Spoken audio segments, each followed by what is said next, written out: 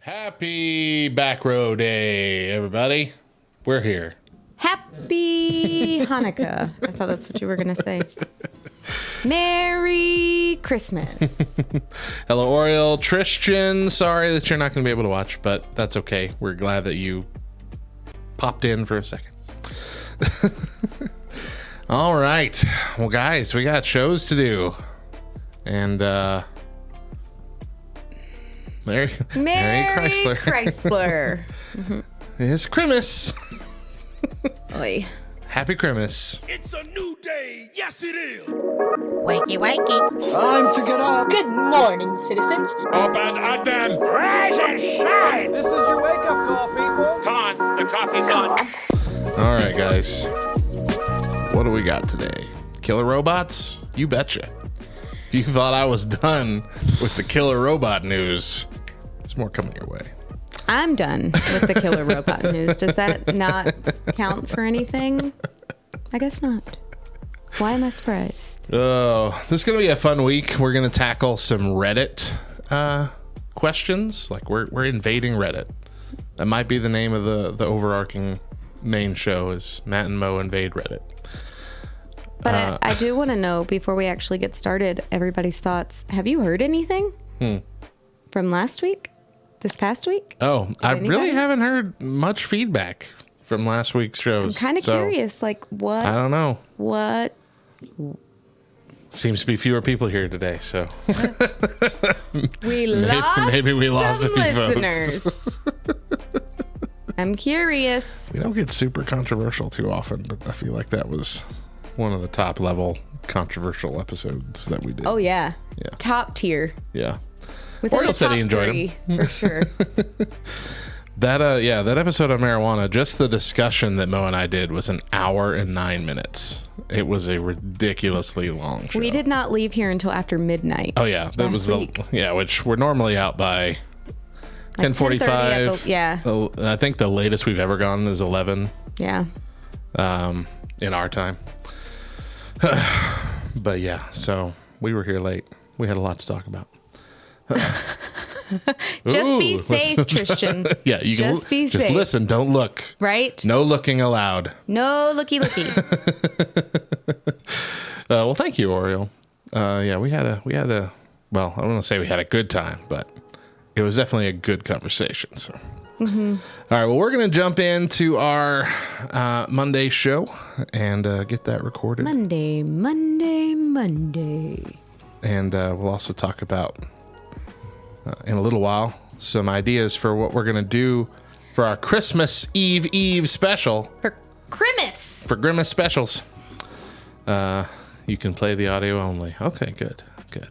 That's probably wise.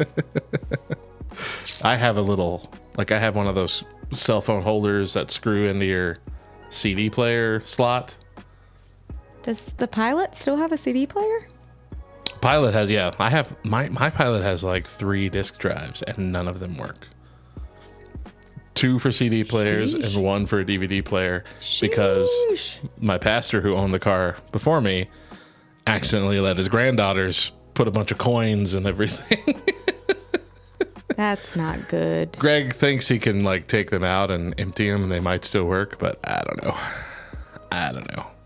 Coins banging around in there for the last 2 years. I'm not sure. Yeah. But anyway, so they're all defunct and I have a little holder thing in there. But yeah, I've been tempted on long drives to Lubbock to like watch a TV show on my phone right there. I'm like, no, that's a bad idea. I'm too much of a chicken. Bad idea. Too much of a chicken. Bad. Stick to audio podcasts, man. Yeah. All right, here we go. Showtime. Rise and shine, nerds. Welcome to episode 423 of the Back Row Morning Show, a part of the Love Thy Nerd podcast network and the official exclusive morning show for LTN Radio. I'm Radio Matt, the station manager and chief radio nerd. I'm 18 years saved, 16 years married, 11 years recovered, 7 years a father, and 36 years a nerd. And I'm Mo, a lot of things wrapped up in one small but loud package, your very own casserole of a co-host doing my best to bring the best, but one thing I'm not is good at math. As of last Friday, my wife and I have been together for 21 years. Oh. Our relationship can drink now.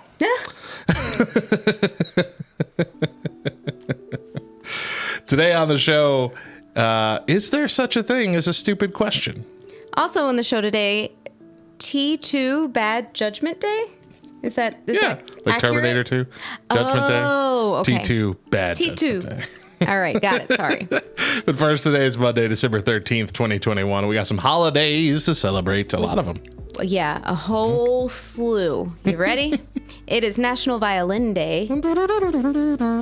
Did you know I used to play the violin? You're lying. Did you really? Yes. Were you good at it? I was very good Why'd at you it. stop? You could be the next Lindsay Sterling. We've actually had this discussion, and it was one of the things that I talked about in the 15 things that I would tell my 15-year-old self.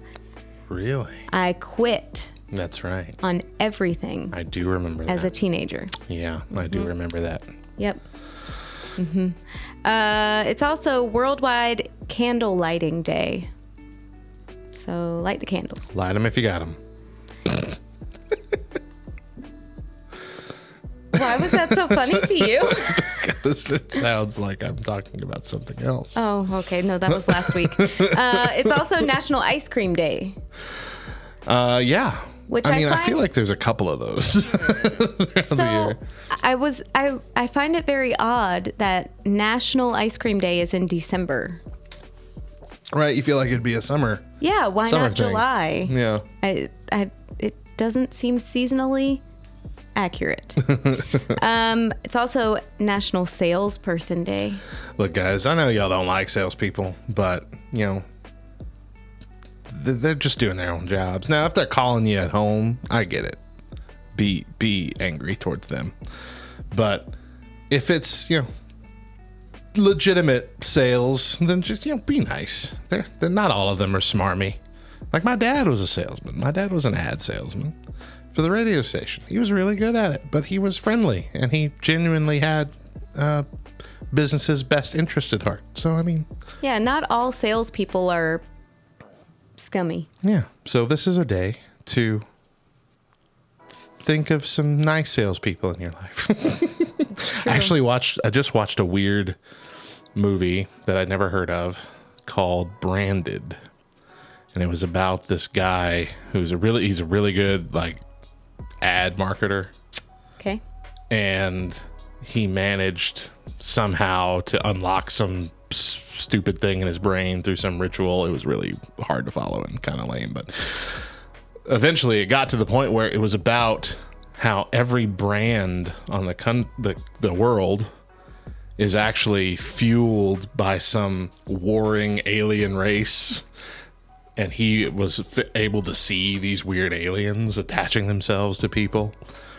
And it was like the version of McDonald's that's in this movie called The Burger was like the one that was taking over the whole world, and he brought it down, and then he had all the other ones fight against each other and managed to convince the world to ban advertising in all of its forms. And like the first thing you see is police officers going up to cars and cutting off their emblems and the pilot, like there was a bunch of pilot plates from the back of Honda Pilots that were just all going into an incinerator. Like you couldn't even What? advertise on your own product. There's no advertisement whatsoever. It was a very weird, It sounds very incredibly weird strange. movie. It was a strange movie. As you said, very difficult to follow. I about fell asleep listening to you explain it, so I know I would fall asleep during the movie, but You would until you got to the alien part.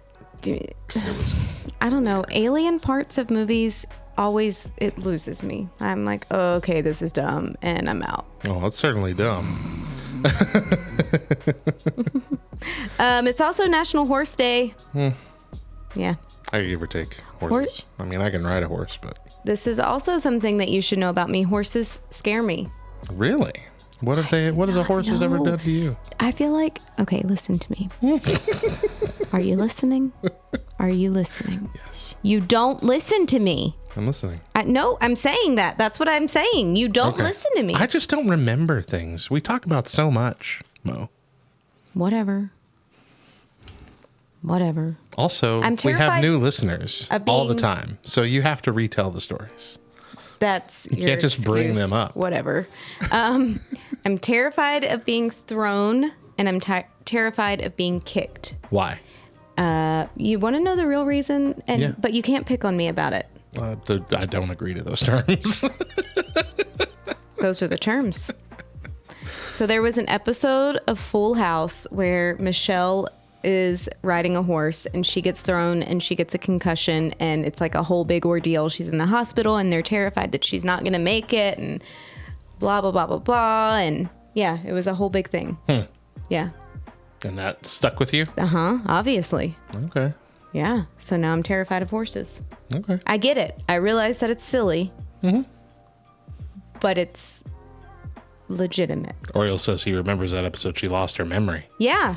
So it was one Yeah. of those episodes. And then did she hit her head again later in the episode and get her memory back? I feel like you're mocking us right now. No, because that's what all those, that's what all the sitcom tropes were. Anytime someone hit their head and lost their memory, No. another hit No, would bring it it back. was no.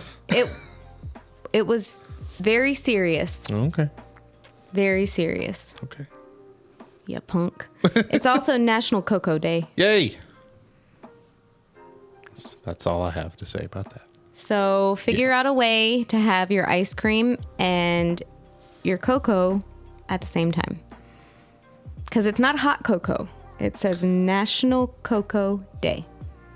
But is there such a thing as cold cocoa? I don't know. Special drink. What do you think of when you think of cocoa? Hot chocolate. You want to know what I think of? The elf on the Santa Claus. Who brought hot chocolate? Well, yeah, but I can't hear the I got you. word I got you. cocoa without hearing her say it. Okay. I got you. I get it. How's your week, Mo? Exhausting. Frustrating. I'm so ready for Christmas break.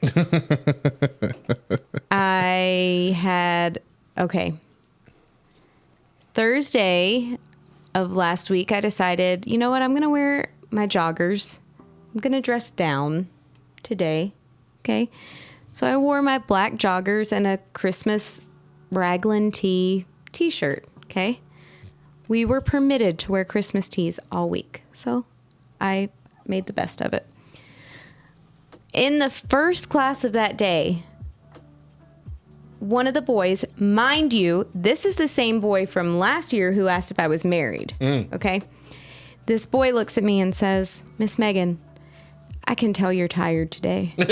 And I said, what do you mean? And he said, you just look really sleepy. You look really tired. And the kid sitting next to him goes, yeah, and it looks like you're still wearing your pajamas too. I looked at them and I was like, we're moving on, but thanks. I was floored. I had no idea what to say. You just freaking roll out of bed and walk up here? Exactly. Jeez. Exactly. What a comb through your hair. Yeah.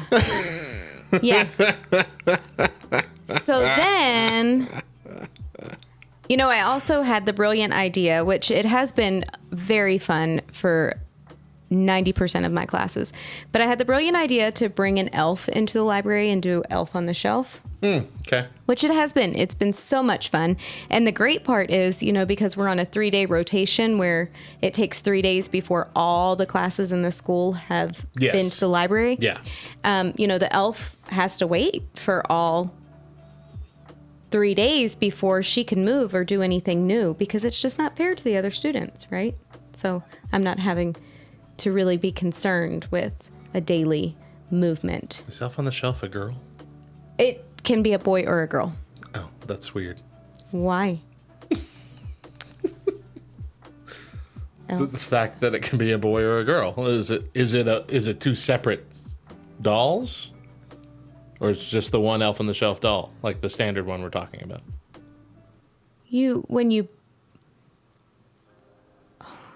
If there are kids listening, plug your ears.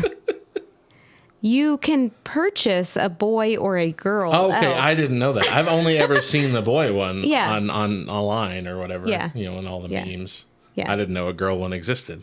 Okay, so here's the thing.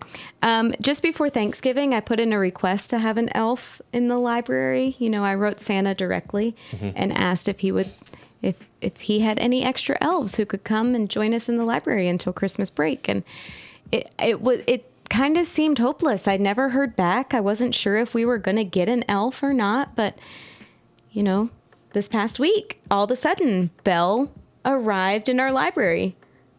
That's what I told all the kids. They bought it, hook, line, and sinker. Do a lot of children really believe in that weird elf on the shelf thing is legitimate? Yes. Because I've never Yes. looked at that and thought, Yeah. like, I understand Santa, definitely. So there's a whole book But- that goes along with it. And the premise of Elf on the Shelf is that, like, the first line of the book is, have you ever wondered how Santa could know if No, you've been yeah. good or bad as you grow? Yeah, I've read the story, and I mean I get it, but it's still a doll. You'd think that seeing this not moving. Oh no, No. they convince themselves that they have seen the eyes move and the head move and the hands move. See, that's more creepy than Christmassy in my mind. Yeah, it's yeah, and that's They freak out As- if they accidentally touch it, Oreo says. so yeah.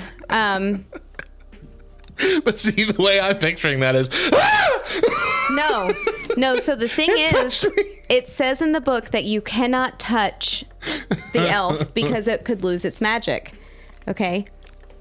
So then I explained to them, how if you touch a butterfly's wings, it paralyzes the butterfly because the oils from our hands on the butterfly's wings from it, whatever that powder is on the butterfly's wings, the butterfly can't fly. actually didn't know that.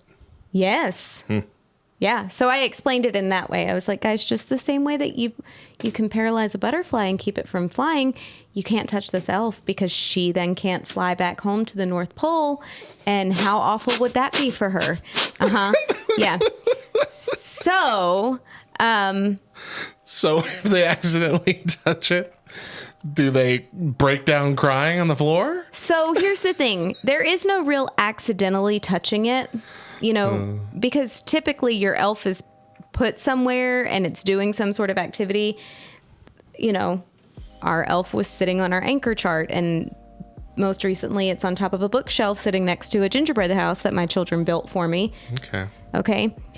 But there are kids who are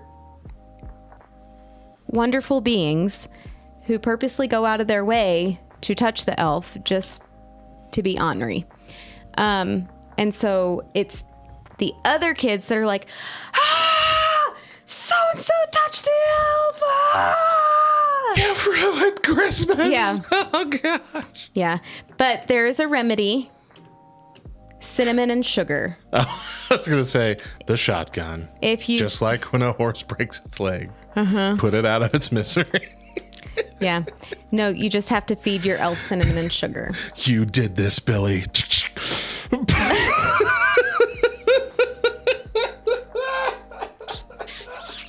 Yep.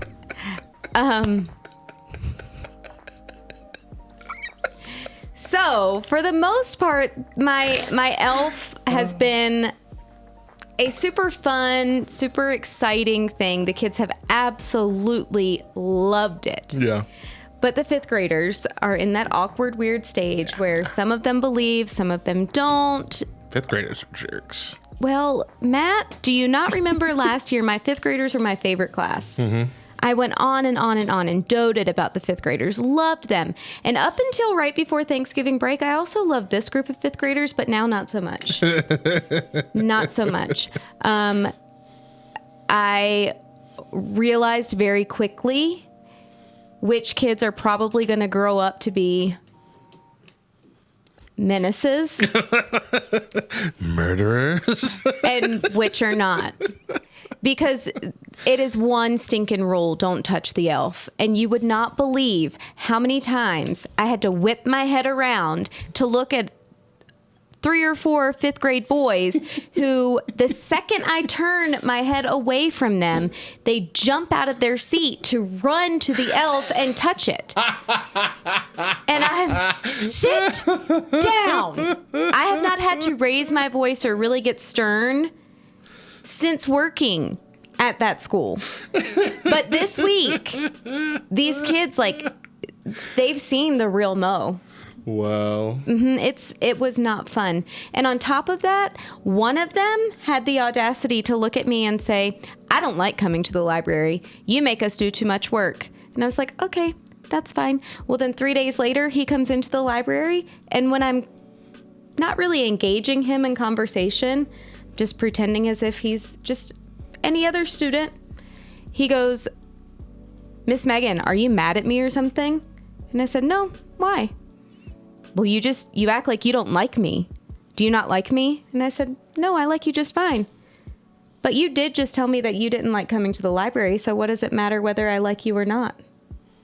And he was like, that's mean. That's so rude. I can't believe you would say that. And then the girl sitting next to him goes, no, you're rude. And that's all.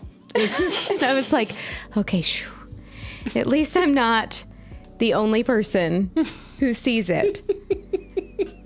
But the entire rest of his class that day, he's like, I never said that I didn't like the library. I never actually said that I didn't like coming to the library.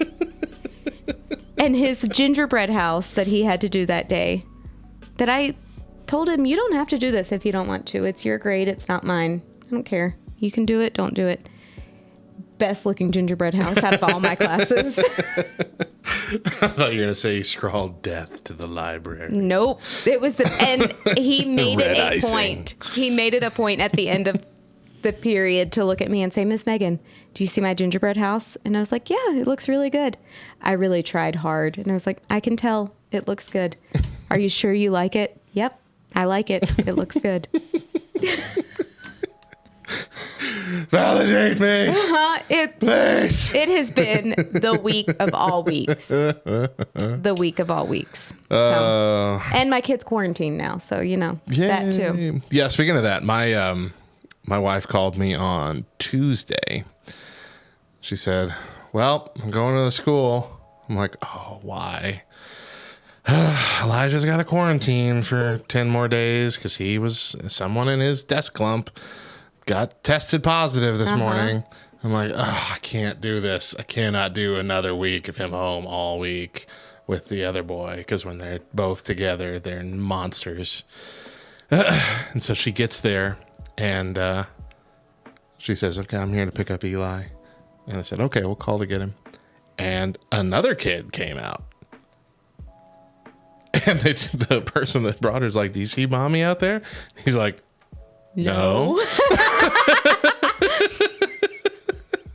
There's another kid named Elijah in the class. And Dave's like, yeah, that's not my son. And she goes, oh, no. Okay. I'm going to need to call the teacher again and see which Elijah it was. So I called it was him. It was that Elijah. His desk clump had to go home. So they apologized to my wife and she left. She, oh, no, this is great. I'm glad. Thank you. She left. Best news ever. And the nurse, as she was walking out, goes, oh, I got to make another phone call. So I really feel so bad for these nurses and the secretaries. No, it's nonsense. So I get the phone call, well, one of the 50 phone calls that I get telling me that Cannon has to be picked up because he was also exposed. And so I obviously can't answer my phone during the day, but I'm checking my voicemails at the end of the day and it's transcribed, And so I'm listening as I'm reading and it's the nurse. She calls, she introduces herself, the nurse from Cannon School. I'm just calling to let you know that we had someone, if you could just give me a call back at blah, blah, blah, blah, blah.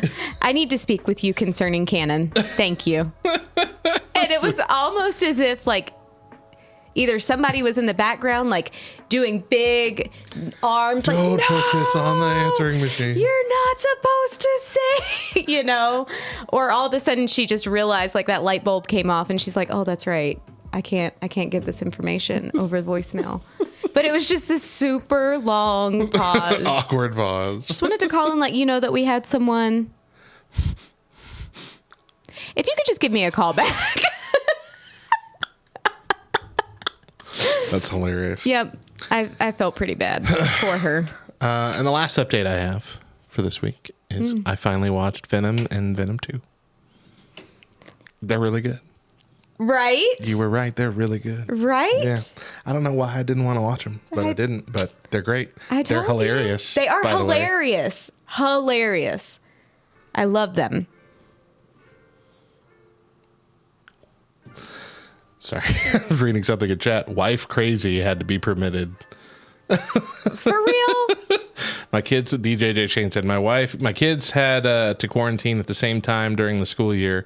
It about drove my wife crazy. Oh yeah, absolutely. It's like with both of my boys home and me trying to acclimate to trying to live my life while also being the sole person watching this little baby during the day. I would kill a child. Someone would be staying outside all day in the cold and the freezing, blasting wind we're having lately. Someone would not be staying outside all day. Someone would be blowing away outside all day. Gusts of 70 miles per hour today? Listen, try holding a stop sign up in the middle of a crosswalk during that. My shoulder actually hurts because at one point I'm like holding it and I'm walking into the wind. So I feel like I'm going to war, going to battle. I'm like, I know people driving by were laughing at me. They had every right to. Yeah. Just realizing our overlay is not working on Twitch. Let me see if I can get that started. Odd. Overlay just ain't there at all. He says. I don't know why. Do you know what I just noticed? You are not Maddie Two Belts right now. I haven't won it yet. I'm going for it this week. Oh, that's right. Yeah. Okay. I'm not Maddie Two Belts yet. Now you just put pressure on yourself. All right, let's take a break here. When we come back, more killer robot news. Stick around. Okay, there we go. That's working. And will that pop up? Yay! All right. Hey, you zip it. You zip it, Oreo. I'm also pretty sure I have an ear infection. Oh, I'm glad you have those headphones on. Ear infections they're not contagious. I was going to say they cannot be caught, but I mean. Well, I mean. You can get an ear infection, but you can't catch it from someone else. Are you sure about that, though? Do you know for certain? I'm 100% that sure if somebody rubbed their ear on you, you wouldn't get contagious. another ear infection from someone? Pretty sure. Somebody Google this, get some medical backing and put it in the chat so that I can prove him wrong and say, see? You're not a doctor. You don't know. Listen, I bet you I can call Ashley DeRay right now. She's a doctor. She'll tell you. Do it then. Do it or stop talking about it. No, actually, just get your fact out. I got time for that nonsense. Don't share headphones. See? Shane says don't share headphones. Yeah, you don't have to share headphones with anybody. I just have to share headphones. That's true. You do. Mm-hmm. Maybe you got it from John.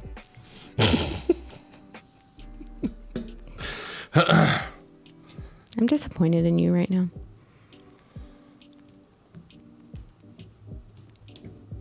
I'm disappointed in you. No comeback. You ready? Yeah. Here we go.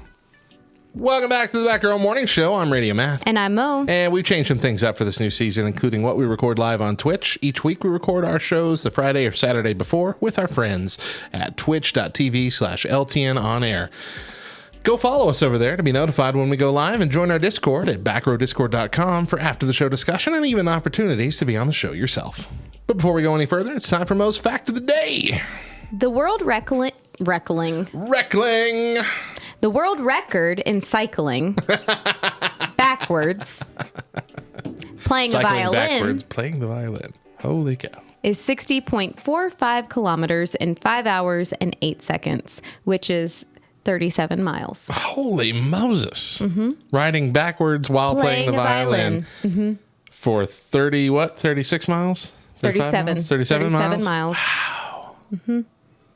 It's actually over 37, and I only did 60 kilometers in miles, so it may be closer to 38 miles. Yeah. Like, listen, there were tons and tons and tons of violin facts. Tons. so But many when I saw violin this facts. one, I was like, that's the one I'm doing. That's And the one. there's no arguing there. Before we go any... Nope. Now it's time to head over to our weird news desk. Nope. Nope. Yep. So first off, guys, Guys. if gang, pals, friends, Amigos. lords and ladies, if you think that you fart too much, don't worry.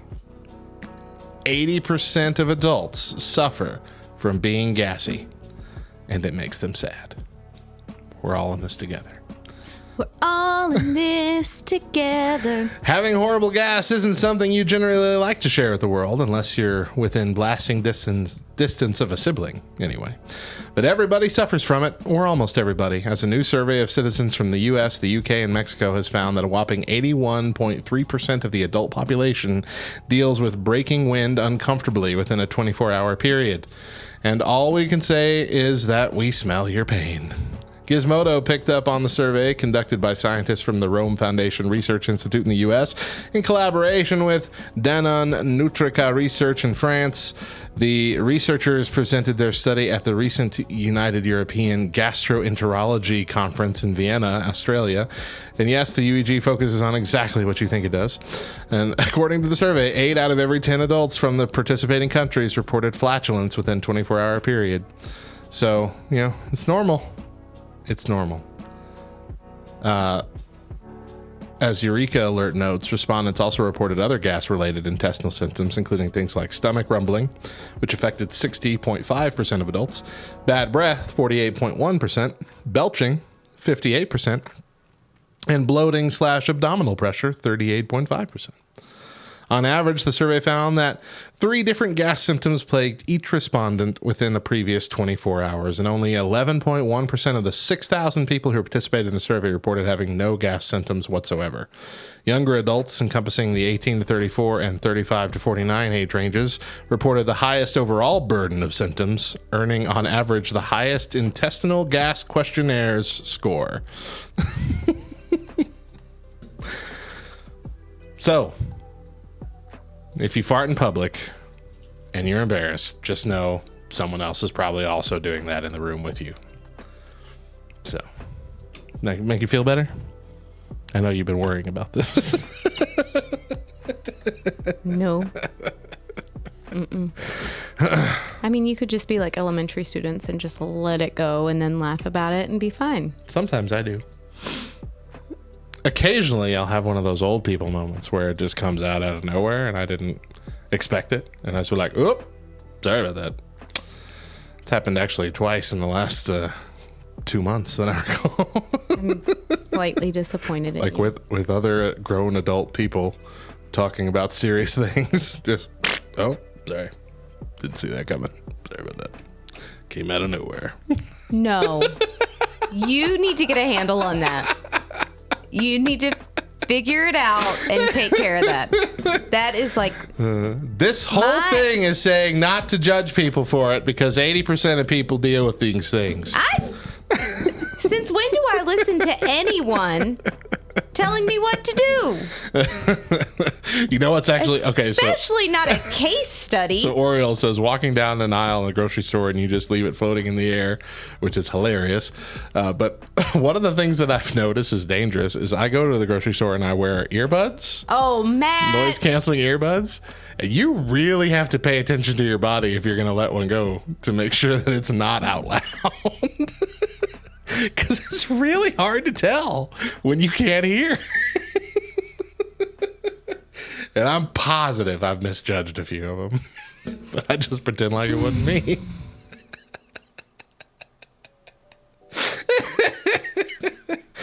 Okay, can I hold on? What? Hold on. You got something? What? Yeah. I mean, like I keep going back and forth as to whether or not I want to share this or not, but I'm proud of you. I'm going to. Because it's not nearly as bad as what you just shared. Everybody remember that. What I'm about to share is not nearly as bad as what Matt just shared. They can be the judge of that. All right. Okay. So I've been taking a little bit more fiber recently. Okay. And every now and then, like in the middle of class, my stomach will cramp really, and I'm like, oh, okay. That's a pain. Yep. Mm-hmm. Well, I'm really good about keeping it in until the kids leave.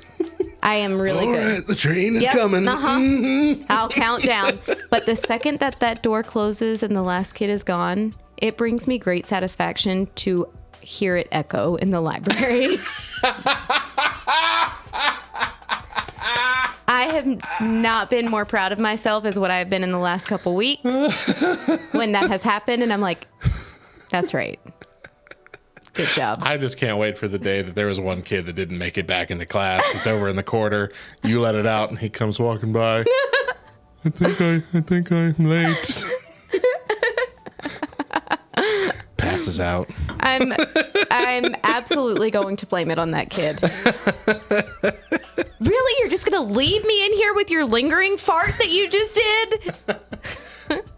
See, the kid walks out. Did you hear that duck? That duck has been plaguing me all week. Help me find it. Yep. Mm-hmm. Oh, man. Your echoing farts just earned us 200 bits from Oriole. Thank you, Oriole. You're welcome. All right. Second news story. Shaquille O'Neal plans to punch Scottie Pippen if he tells him that he's better than Michael Jordan. So this headline's written badly. Yeah. Shaquille O'Neal plans to punch Scottie Pippen if Scottie Pippen tells Shaq that Scottie Pippen was better than Michael Jordan, is what this is actually saying. And the exact quote is, "Did that man say that in front of me? I'm going to hit him right in his esophagus." Is that how he talks? Kind of. I'm close. Getting there. Shaquille O'Neal has never minced his words, so if he says something, he means it. And with that said, Chicago Bulls legend Scottie Pippen better never say that he was a greater player than Michael Jordan in front of the Diesel. Pippen has been going after Jordan in interviews and his book as his way of getting back at MJ for how ESPN's The Last Dance docuseries turned out. In his book, the 7-time All-Star wrote that he was a better teammate than the 5-time MVP. He also told GQ that he was as good a player as Michael Jordan was. During his podcast, the Big Podcast with Shaq, O'Neal was asked to talk about the Jordan-Pippen dynamic by former NFL player Spice Adams. And Nichelle Turner jumped in and stated that Pippen said he was better than Jordan, and O'Neal basically said, "I'll punch him. I'll punch him right in his esophagus if he says that in front of me." So now O'Neal says he didn't say that, and he never said that. And if he says it in front of me, I'm going to hit him right in his esophagus. Do not finish that sentence. Then he went on to say he's just trying to sell his book. So, I mean. You gotta do what you gotta do. Gotta do what you gotta do. Gotta do what you gotta do. Everybody's gotta make a living.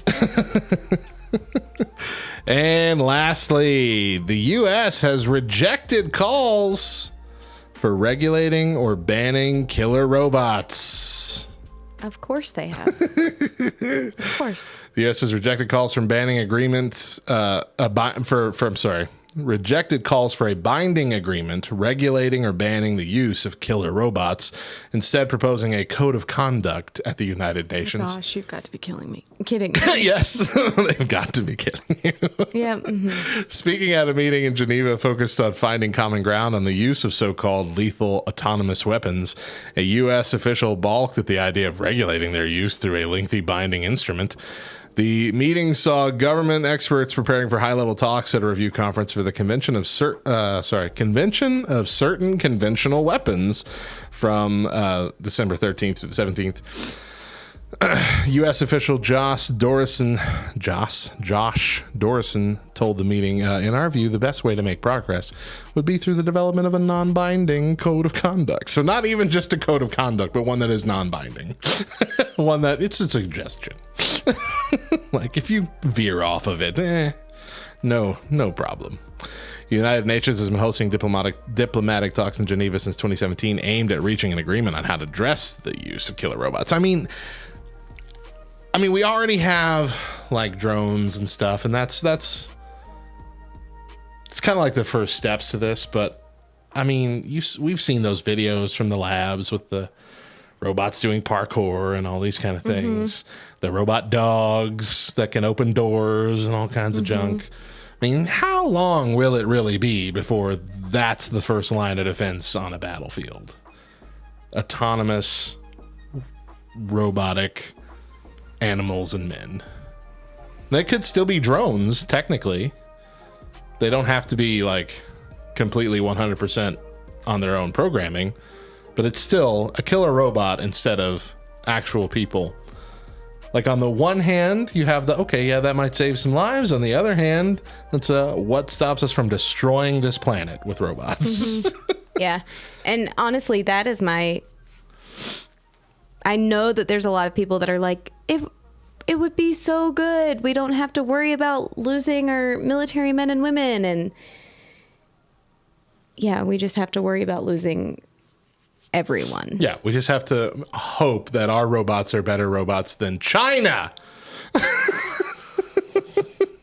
where all technology seems to come from. Mm-hmm.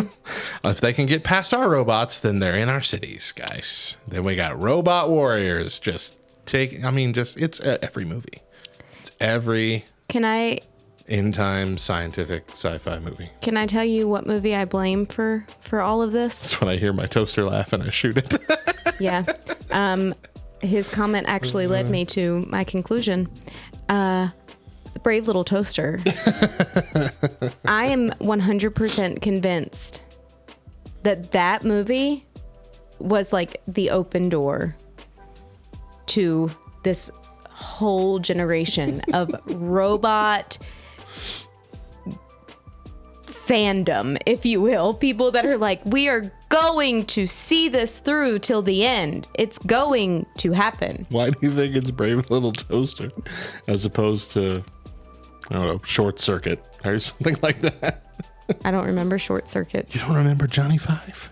No. Number Johnny Five. Is you don't remember? Brave Little Toaster older than Short Circuit? I feel like they're in the same period. Brave Little Toaster. I'm just saying. But is he technically a robot? He's just a toaster, right? He comes alive, and the vacuum comes alive. Sure. They all are alive. But just because they're alive doesn't make them robots. Seriously. They are electronic, and they come alive. It's about as close to a robot as a child's movie is going to get. Why are you arguing with me all the time? Why? Why? Small soldiers. Why do you have to argue with me all the time? I made a very silly, I'm fleshing it out. I can see that. If you can't stand behind your opinions, then don't voice them. No, it's not a matter of I can't stand behind it. I didn't realize I was going to have to defend it at such lengths. Oh, Short Circuit beats you out by 1 year, apparently. They were on it. Both of them were looking it up. Brave Little Toaster was good, though. I remember watching that a lot when I was a kid. I loved that movie, and I have not seen it as an adult. And I'm afraid to like just share it with my kids without watching it first because I don't remember if it gets creepy or weird. I do think that there are some creepy parts. Pretty sure there's a creepy part. Small Soldier was good. Because, yeah, they have the chips that make them come alive. But that was also a creepy movie. Like, I remember that movie scaring me when I was a kid. Do you remember that one? Nope. That was like set in I'm real pretty world. sure that I watched Brave Little Toaster and then never watched anything else again until Smart House. Which was also bad. Yeah. Smart House was Yeah, but enough time had terrifying. passed from Brave Little Toaster to Smart House where I was like, okay, I can do this. I can take it. And then I couldn't. I can't take it. And I really haven't watched anything since. Like, anytime Chris tries to watch a robot movie, I'm out. I don't want to know. Have you ever seen Terminator? No. You've never seen any of the Terminators? Nope. Wow. Nope. I've only seen the first two. I've not seen any of the newer ones. No. I know. I mean, obviously, I'll be back. And Sarah Connor. That's all that I know. That is the extent of my Terminator knowledge. Sarah Connor. Come with me if you want to live. Oh, come with me if you want to live. Yeah. That's it. Dang. Okay. The first Terminator came out in 1984. So Yeah. even before, Year before we were born. well, before Short Circuit. Before Short Circuit, yeah. Short Circuit, not Shirt Circuit. Short Circuit. Shirt Circuit. Shirt Shortcut. You know what? Mm-mm. That has That's potential. dangerous. Yeah. That's a dangerous game to play yeah, with those words. Nope. Vowels and syllables. You can keep right on. I'm not doing it. All right, let's take another quick break. When we come back, we tackle the subreddit No Stupid Questions. Stick around. That's going to be our main topic for Monday. Monday.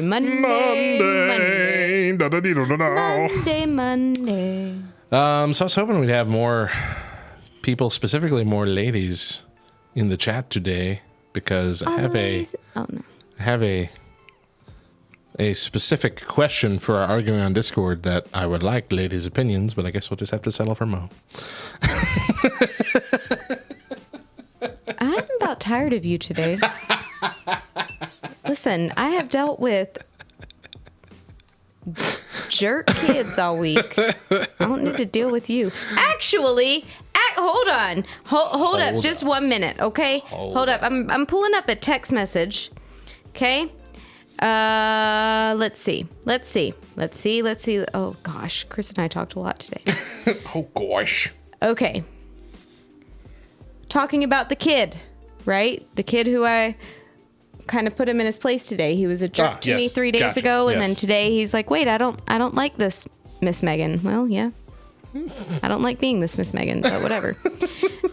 You did this to me. And so I told Chris that I stayed at school today and just had the pizza for lunch instead of going to get a tea. He said that sounds better than a tea. I said I'll probably get a tea on my way home, though, to get me through the night. And he said, well, at least there's no fifth graders with you tonight. I mean, I'm sure Matt could act like it, but not all the time, right? LOL, fair. Hey, Chris. I'm pretty sure he spoke this into existence, and now... Shut up. Yeah, you can blame him. Blame him for my attitude. That'll work. Y'all are in this together. Are you trying to kill me? I don't understand. Kill me. Rise and shine, nerds. Welcome to episode 424 of the Back Row Morning Show, part of the Love Thy Nerd podcast network and the official exclusive morning show for LTN Radio. I'm Radio Matt, the station manager and chief radio nerd. I'm 18 years saved, 16 years married, 11 years recovered, 7 years a father, 36 years a nerd. And I'm Mo, a lot of things wrapped up in one small but loud package. Your very own casserole of a co-host, doing my best to bring the best. But one thing I'm not is good at math. Today on the show, am I the jerk? Also on the show today, our Discord will debate a topic about comics. But first, today is Tuesday, December 14th, 2021, and we got some holidays to celebrate. That's right. It is Roast Chestnuts Day. No thanks. Chestnuts roasting on an open fire. Have you ever had roasted chestnuts? Yes, I have, actually. Yeah. What did you think about them? I don't like them Right. at all. They're not that great. disgusting. I don't understand the appeal. Yep. It's also National Bouillabaisse Day. Do you know what that is? Yeah, it's a fish It's like soup. a fish. Yeah, it's like a fishy. But it's almost like a stew, though, isn't it? Because don't they like Yeah. it simmers for a long time? Yeah. And they use several different kinds of fish. Yeah. But apparently, they have to bring the water to a boil before adding the broth. And then once the broth comes to a boil, they then add the different types of fish individually, not at one time. And so that is where the name comes from. It's in how they prepare the soup or the stew. It's the lengthy process of its preparation. Today I have learned more about bouillabaisse than I ever thought I knew. So did I. All right. Well, we are opening up our Discord chat right now in our Twitch as we're recording. If you're listening on the radio station or the podcast, then you're late. You're late. You're late for a very important date. It might just be Oreo joining us tonight. I don't know. We don't have a whole lot of people watching live. It is Christmas. We understand. And we did have a very controversial topic last week. So And we've lost some listeners. Who knows? We might have angered some people. Might have riled up some feathers. I don't know. I hope not. But we are going to open up our Discord, backrowdiscord.com, for some of our back row buds to argue some of the internet's favorite arguments. We want to take a look today at comic books. So before I get to the question, let's welcome Oriole. How are you doing, Oriole? Doing good. Yeah? Oh. You're a little muffled. Oh. I'm not feeling the greatest tonight, so. Oh, I'm sorry, man. But now I can hear you better. All right. Okay. Well, here's our question today, and hopefully it's not too deep for you if you're feeling under the weather. But this will probably be a topic of a bigger focus later in the future. But for today, just to get a general sense of this, and you can comment on whatever aspect of it you see fit. Are female superheroes portrayed poorly in comic books? I mean, I'm not a huge comic book fan, but I mean, I've seen people talk about like the way they're drawn or the way that they like some of their powers and things like that. They're not as powerful as some male superheroes, even though there are some that are very powerful, but you don't have as many. Right. Because like we could start with like Wonder Woman, because like Wonder Woman is, one of the trinity of DC Comics, one of the top 3 heroes. But even in the original comic books and occasionally the current comic books, she is still kind of seen as, or you could even argue this in the movies, seen as having to be tied to a man. She has to be tied to Steve or whoever it was in the things. Like it's never a full focus on just her being the hero.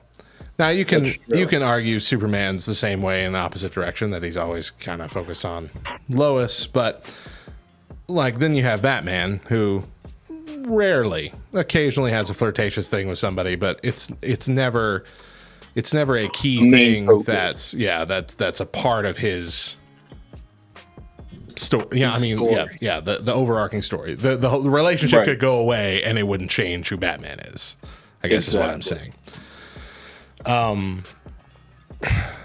The other aspect would be, like you said, how they're drawn. There's even a character in DC Comics that is drawn in one of the most inappropriate ways, and it's supposed to be making the opposite point, and that's Power Girl. Power Girl doesn't know who she is because she's from a different universe or whatever, and so she doesn't have an emblem on her chest. But instead of just not having an emblem on her chest, they cut a giant hole out of her shirt and there's massive cleavage for no reason whatsoever. And so every time they try and explain that away, they explain it as, well, it's about my, it's about trying to find out my identity or whatever. You can't find out your identity fully covered? I don't understand. It's not no reason whatsoever. You cut a massive hole out of any woman's shirt and there's going to be massive cleavage. It's an actual depiction of reality. The whole existing has no reason whatsoever. Okay, that makes sense.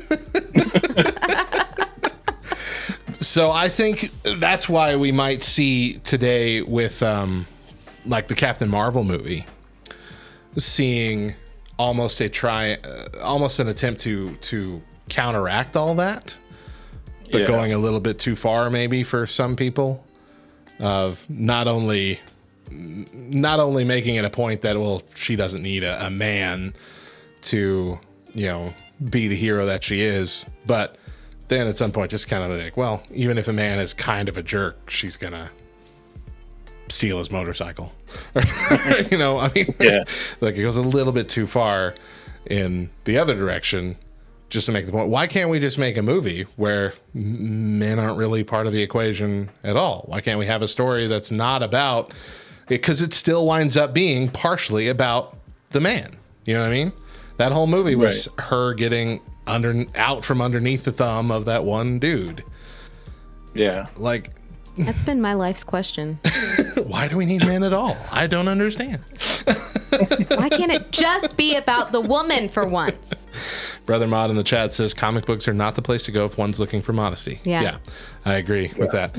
And, people who defend it say, well, you look at the men superheroes and they're overly proportioned and whatever too. And I'm like, yeah, okay, sure. But ain't no ladies or many gentlemen who are reading the comments who are fazed by that.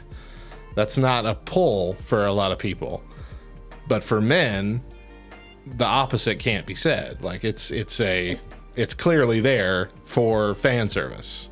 You know what I mean? And some same kind of thing happens in video games. Video games too, yeah. Armor for characters. It's like, how is this going to protect you the same way as the full set of armor does for the guy? That's so true. It's essentially an armor bikini. Yeah, I'm good. Nothing could happen to me. I'm only going to be hit in two possible places. Yeah. Oh, my goodness. The classic chainmail bikini, Brother Mod says. I do 100% feel like this needs to be a bigger topic that we... Oh, yeah. Yeah. As soon as I wrote this out, I'm like, this will be a full week's worth of shows, I'm sure, at some point. But definitely see this being a full week's worth of shows. Yeah. I'm currently biting my tongue because I feel like I have so many thoughts that are rabbit trails. I'm not saying I agree at all with those. I think things need to change with that. Yeah. It is silly that do they at this point, I feel like enough people are comic book fans, video game fans, all this, and enough men are, that if that were no longer a part of it, if the over-sexualization of female characters were no longer a part of it, and it was just focused on the story, the gameplay, whatever else, you wouldn't really lose people. And if you did lose them, those are people you kind of don't want to be a part of the fandom anyway. Right? Exactly. Yeah. That's coming from you, someone who is not driven by numbers, because you're not like the success of it. Your life is not dependent upon the success of it. Sure. Okay. But the people who have money in this and it's their living, they aren't, of course, not going to say, I don't want people being a part of the fandom who are going to get upset when the characters are no longer sexualized. Yeah, okay, I guess I get that point. But I still feel like the point would stand that if they weren't over-sexualized, you wouldn't really be losing fans. You probably, but I also think lose some fans, but I don't think it'd be as many nowadays as it would have been a few years ago. So, as a mom of 2 teenage boys, I'm about to say this and know 100% that this is a reality that I am living. Mm-hmm. But you probably wouldn't lose fans, but I also don't know that you would gain any new fans. I mean, I guess I could kind of maybe see that with comic books if that's what they were going for. But I mean, I feel like even with video games. I don't really feel like that's the case with video games. I really feel like today, especially today with the rise of, esports and all this, that video games are really more focused on the gameplay itself not so much on the appearance of the character. So here's the thing. I mean, look at Among Us. They're beans.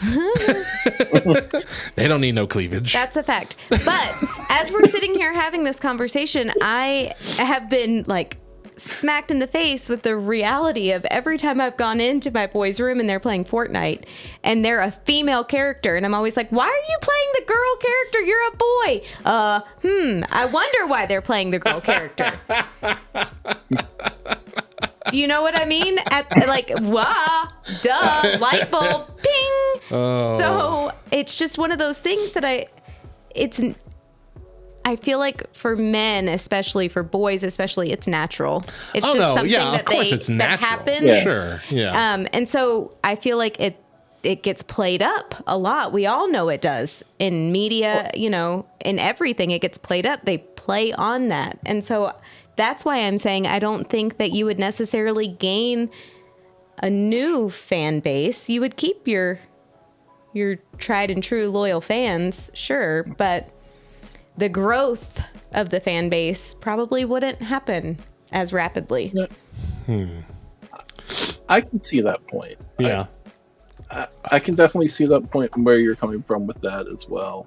I mean, for me personally, when I've played games like Mass Effect, you have the choice of being either a male or female character, and I've always chosen the male character.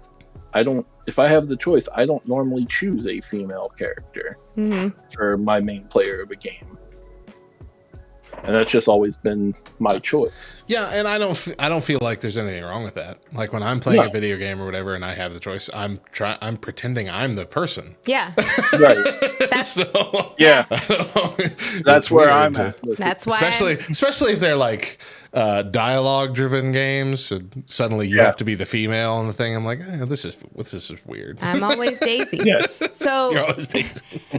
My boys will argue that it's because specifically in Fortnite, the female characters are smaller and so they're easier to hide behind things as opposed to I get that. The male characters that are a little more broad. It's like it's like not wearing a hat in Among Us. Exactly.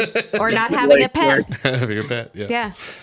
I still laugh at when we were playing hide and seek, and I'm hiding, and I can see the top of my hat above the thing I'm hiding behind, and I say out loud, "I need to change my hat." Yeah.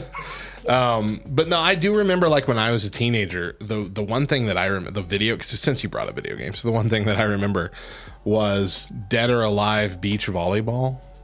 Do you remember when that came out? Yes, I remember when Which that was came out. It was 100% fan service. That's all it was. It was all about so many games like that. There was even a setting to turn up or down the jiggliness of the characters.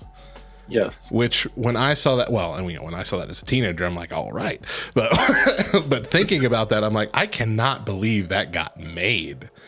I could not believe, and it flew under the I don't ever remember hearing anybody, any groups or parent groups or whatever coming out against that game or anything. No. Like I'm just like, this exists, and it's rated, Y7 or whatever, because it's not violent or I don't understand. I remember because I was working at FYE, and I mainly worked in the video game section. Oh yeah, I miss it. Oh wow! I just so many games that I saw in that section. I'm like, holy cow! How did they get made? Yeah, I do feel like it has come. I feel like it's lessened over the years. which I think is a good definitely. thing. Back then, I also remember there was a game called BMX XXS X, Yeah. which was a Tony Hawk kind of styled BMX game that the further you went, you would unlock clips of actual like strippers dancing, which is ridiculous. Why would that? There was one game that came out called, oh, I don't even remember. It was like it was called the Guy Game. that's what it was, the trivia game, right? The trivia Yes. game where the further you went and the more answers you got correctly, they had an actual video clip of a woman coming up and flashing her breasts. Yes. And I'm like, and they had to recall that game because Yes, they they found did. out after the fact that one of the girls in there was 16. Yeah. How did it get I so don't- far I don't know. without anybody vetting all of that beforehand? Yeah. It's ridiculous. So I really feel like there was a period of time when we were teenagers where they were rushing to get Oh, they games like were. that out, just putting as many gratuitously sexual games out as possible. And I'm glad that Yeah. that is at least lessened up. Exactly. So am I. Would you let your boys play Dead or Alive beach volleyball? No. No. No. All right. Well, Oriole, thank you for joining us for that conversation. Like we said, Yeah. that probably will expound into a bigger conversation next season sometime. I definitely think it should. Yeah. But I hope you feel better, man. Thank you. And I know you said you had to bounce for the rest of the show, but that's all right. Yeah. We I might try and hang around for a little bit. So. all right. Well, we love you, man. Thank you so much. All right. Thanks, guys. Love you guys too. Love you, Oriole. All right. Yeah, that's going to be a good conversation in the future. Yeah. Let's take a break here. When we come back, getting tipsy on Oreos? Stick around. KY3, welcome. Where were y'all? You're late. We needed you in Not too late to. Sorry. Celebrate?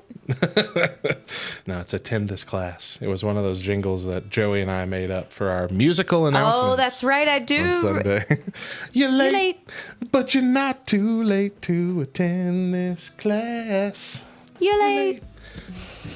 Man. Oreos, not Orioles. You're right. Oreos. Boozios. Fortunes are built upon that kind of gratuity, I'm afraid. Yes, you're right. You're right. That's the wrong kind of gratuity. Pun. I have so many thoughts. Well, now you have time All the thoughts. to. Now you have time to put them in a neat little package. You realize that when that door opens and I walk out of it, all those thoughts remain here. Oh, well, that's not very helpful. It's not. For the future. But it always happens. Every week. All right, here we go. Get your fact ready.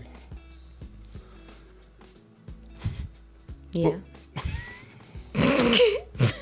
My bad.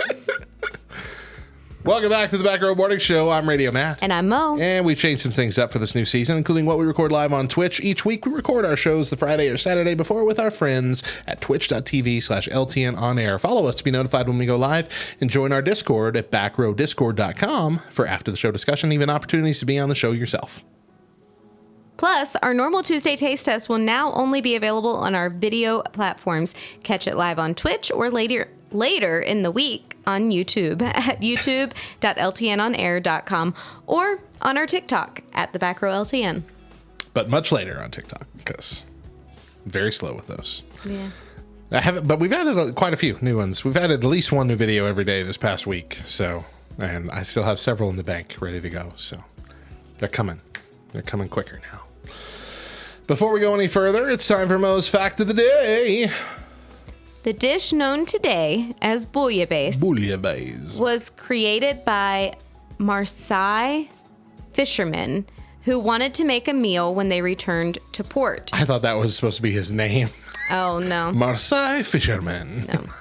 Rather than using the more expensive fish, they cooked the common rockfish and shellfish that they pulled up with their nets and lines, usually fish that were too bony to serve in restaurants, cooking them in a cauldron of seawater on a wood fire and seasoning them with garlic and fennel. Tomatoes were added to the recipe in the 17th century after their introduction to America. Wow. Yep. You learned a lot more about bouillabaisse than you ever thought you were going to. I don't know if anybody is a fan of the epic rap battles of history, but there is one where Gordon Ramsay rap battles against Julia Child. And that's one of my favorite lines from his raps. He says, "Drop the bouillabaisse." And I roll on the floor laughing every time I hear that. Instead of drop the bass. Oh, got it. Okay. I was not following. It's all food puns because they're chefs. Thank you for the clarification. All about the bouillabaisse.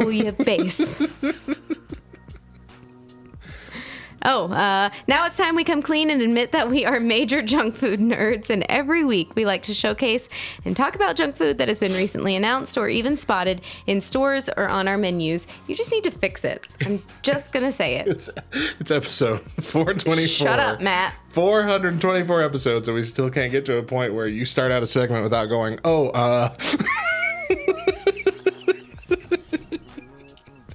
I thought we weren't judging each other. I thought this was a place free of judgment. This is supposed to be a safe zone. I don't feel very safe. You shouldn't feel very safe. Better watch yourself. Better watch your mouth. Watch yourself. Oh, gosh, that's funny. Oriole said, This too is bad you. it's not National This is Punch. I know, you. but You're not- Oriole says, too bad it's not National Punch Day today. Right? It doesn't have to be National Punch Day to punch Matt. That's true. She's hit me quite a few times on the show, and it always hurts. We're going to kick the day off with sour. I'm going to kick today off. About to kick something off. Sour cherry Jello candy squares. Jello's getting into the candy game, and I don't know how I feel about it. So these are like gummies. They look like more like those ribbons. You know, the ribbon, not Fruit by the Foot, but like I think Airheads make some. Okay. Belts is the word. The candy belts. Okay. It looks like that, except just squares of it instead of a full belt. Fruit leather. Yeah, kind of. Pebbles cereals coming out with their own little snack mix called Pebbles Shake-Ups. It contains birthday cake Pebbles boulders, waffle crisp, and salted pretzel bits. And this is the most underwhelming cereal snack mix I've seen yet. Oh, it's giving me heartburn. Nausea, heartburn, indigestion, upset stomach, diarrhea. So I want you to know that you said Pebbles, and I was Pebbles cereal, and I was like, Pebbles cereal? What the heck? What? I'd never even heard of Pebbles cereal. Are they shaped like rocks? Yeah. What are we talking about? It took me a minute.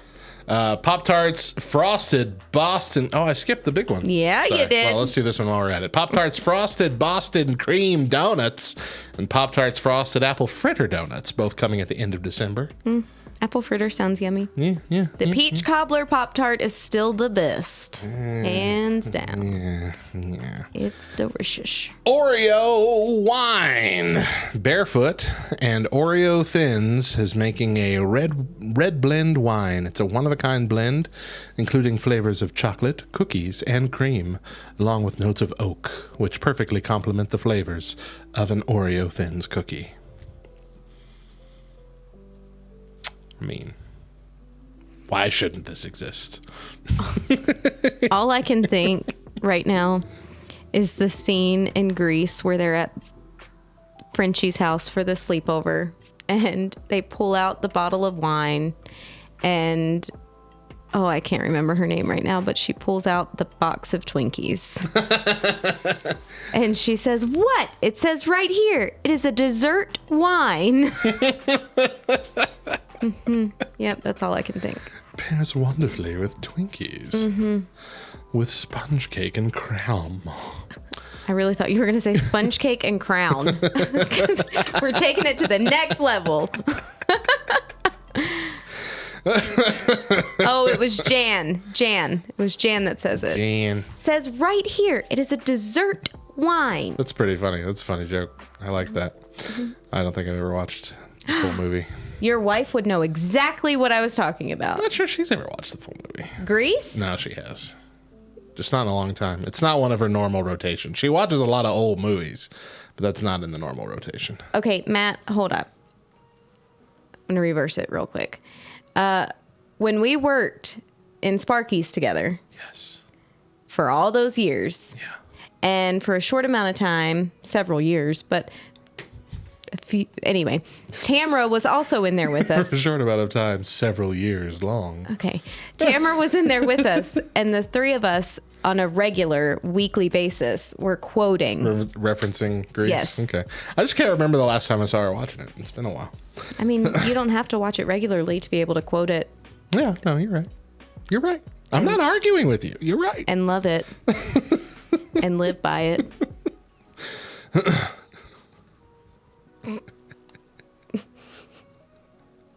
Say, hey, I'm not arguing with you. The only rules is they ain't no rules. To the signing back. Canada Dry Vanilla Bean Bold Ginger Ale. Vanilla Ginger Ale. I mean, Ooh, nope. I almost tried to combine those words and that wouldn't have worked. Almost tried to combine vanilla and ginger. You can see how some of those consonants would have made it a little risky. no, I don't. Please give it a try. Let's not. Okay, say the name of this company for me. Haribo. Haribo Gold Bears 100th Anniversary Edition with blue party hats mixed in with the bears. Just a short, limited time kind of fun thing. I don't know if it's a new flavor or not. I couldn't find any information other than the fact that they're hats. Fun fact for you. Matt cannot correctly pronounce the brand names of any gummy candy. What else do I At not? all. What else do I not get right? Oh, yeah. I'm not even going to try and say it because I'm going to say it the wrong way. Trolley. Dang it, I was going to say it the right way. I can't get Trolley or Haribo. Haribo. I almost said Haribo. Haribo. Haribo. Haribo. Haribo. Hey, your bow's kind of hairy. Gummy stuff. Thank you, KY. All right, get on the trolley. Premier Protein is coming out with its a new protein shake, Winter Mint Chocolate. Okay. I mean, if you're going to do protein shakes, I do recommend Premier Protein because I enjoy them a lot. Their caramel one, whew, hot dang, is it good. What? What? Oriole says, that's what you pull from your daughter's hair is a hairy bow. Okay. It's only funny if you've lived it. It really, so you just wait until Natalie starts wearing those big old hair bows and it gets stuck in her hair and you go to pull it out and I mean half of her ponytail comes with that hairy Ew. bow. Yeah. Gross. It happens often. Sorry. Ladies are nasty. No, I get, it's a running joke that my wife's hair is all over the house. There's always some of it in my daughter's mouth. It's always I thought wrapped you were going to say around in my food.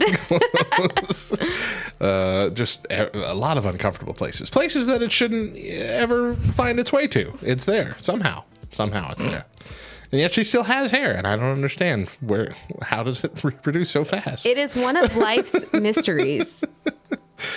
Okay. Strawberry banana Cheerios with happy heart shapes. Limited time. Are you a fan of the flavored Cheerios? Honey nut. Honey Nut, but that's like the only one, right? Like every other flavor that's come out, it's just been underwhelming for me. Yeah. Yeah. Agreed. The frosted, the strawberry, even the banana nut Cheerios that come out occasionally. Not that great, especially compared to Banana Nut Crunch, which is amazing. So, guys.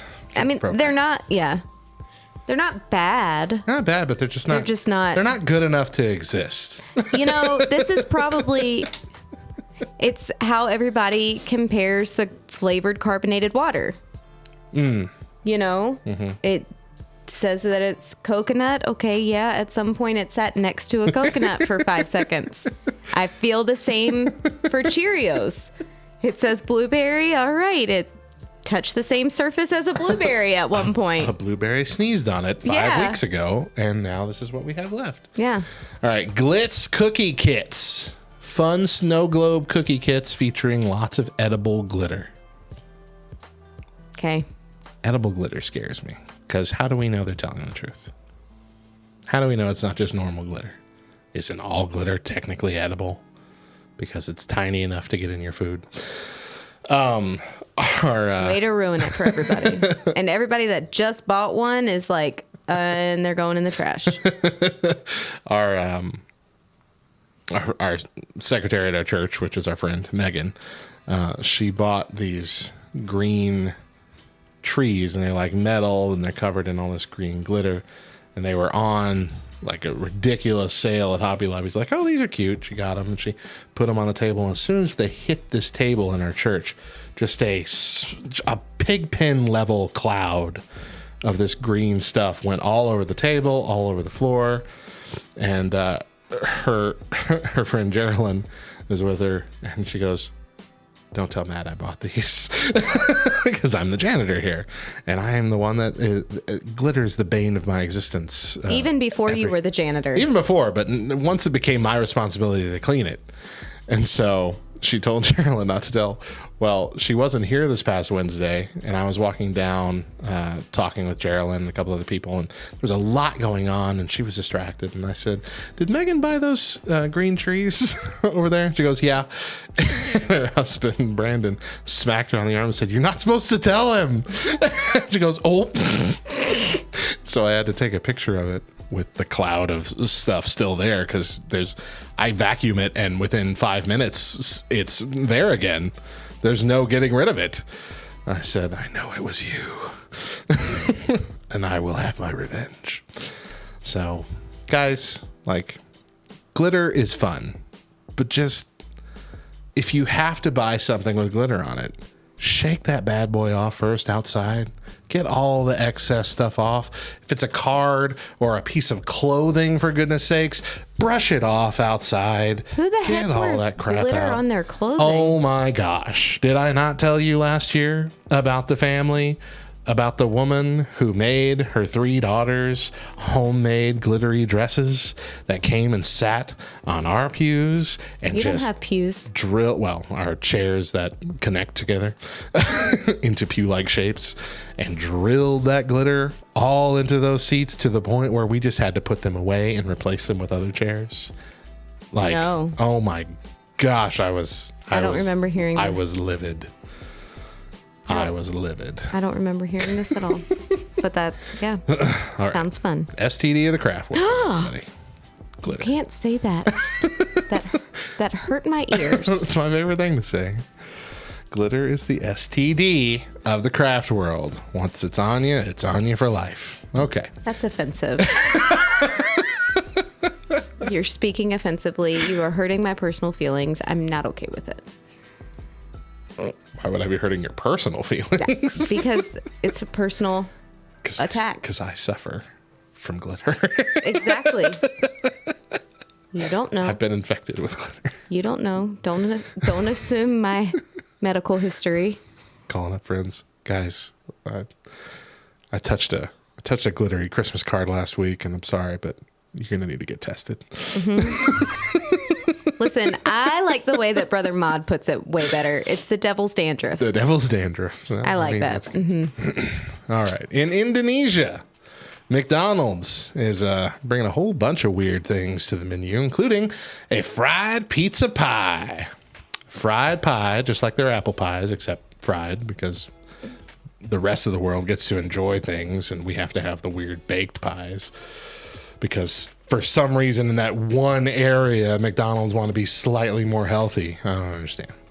Anyway. Hey, you know we can get fried pizza at Allsup's? That's not good, though. I had one, and it was bad. I wish that everybody could have seen your No. face just then. Oh, it was bad. Everything at Allsup's is fried, and everything at Allsup's is good. I don't know what you're talking about. Most things are good. That pizza slice, though, ugh, it was like the worst Hot Pocket you've ever had. It was awful. And in a very inconvenient shape for a Hot Pocket-like thing. Yeah. A big triangle doesn't work for a Hot Pocket. It's true. It's a sloppy mess. Okay. A fried pizza pie. It's got tomato sauce, cheese, peppers, and mushrooms in it. Yeah, it sounds decent. Sure. They've also got a beef Alfredo burger. Grilled beef patty, Alfredo sauce, cheese, scrambled eggs. What is happening? On a sesame seed. What? Scrambled One egg? of these things. Yeah, I is don't not understand like the either. other. I don't know why. They've got the mixed spicy Alfredo burger, which from the description, I think is not actually a burger. I think they're using the term burger just to imply Sandwich. burger-like sandwich. Yeah. But it's a spicy, crispy fried thigh fillet with Alfredo sauce, chili sauce, and lettuce on a sesame seed bun.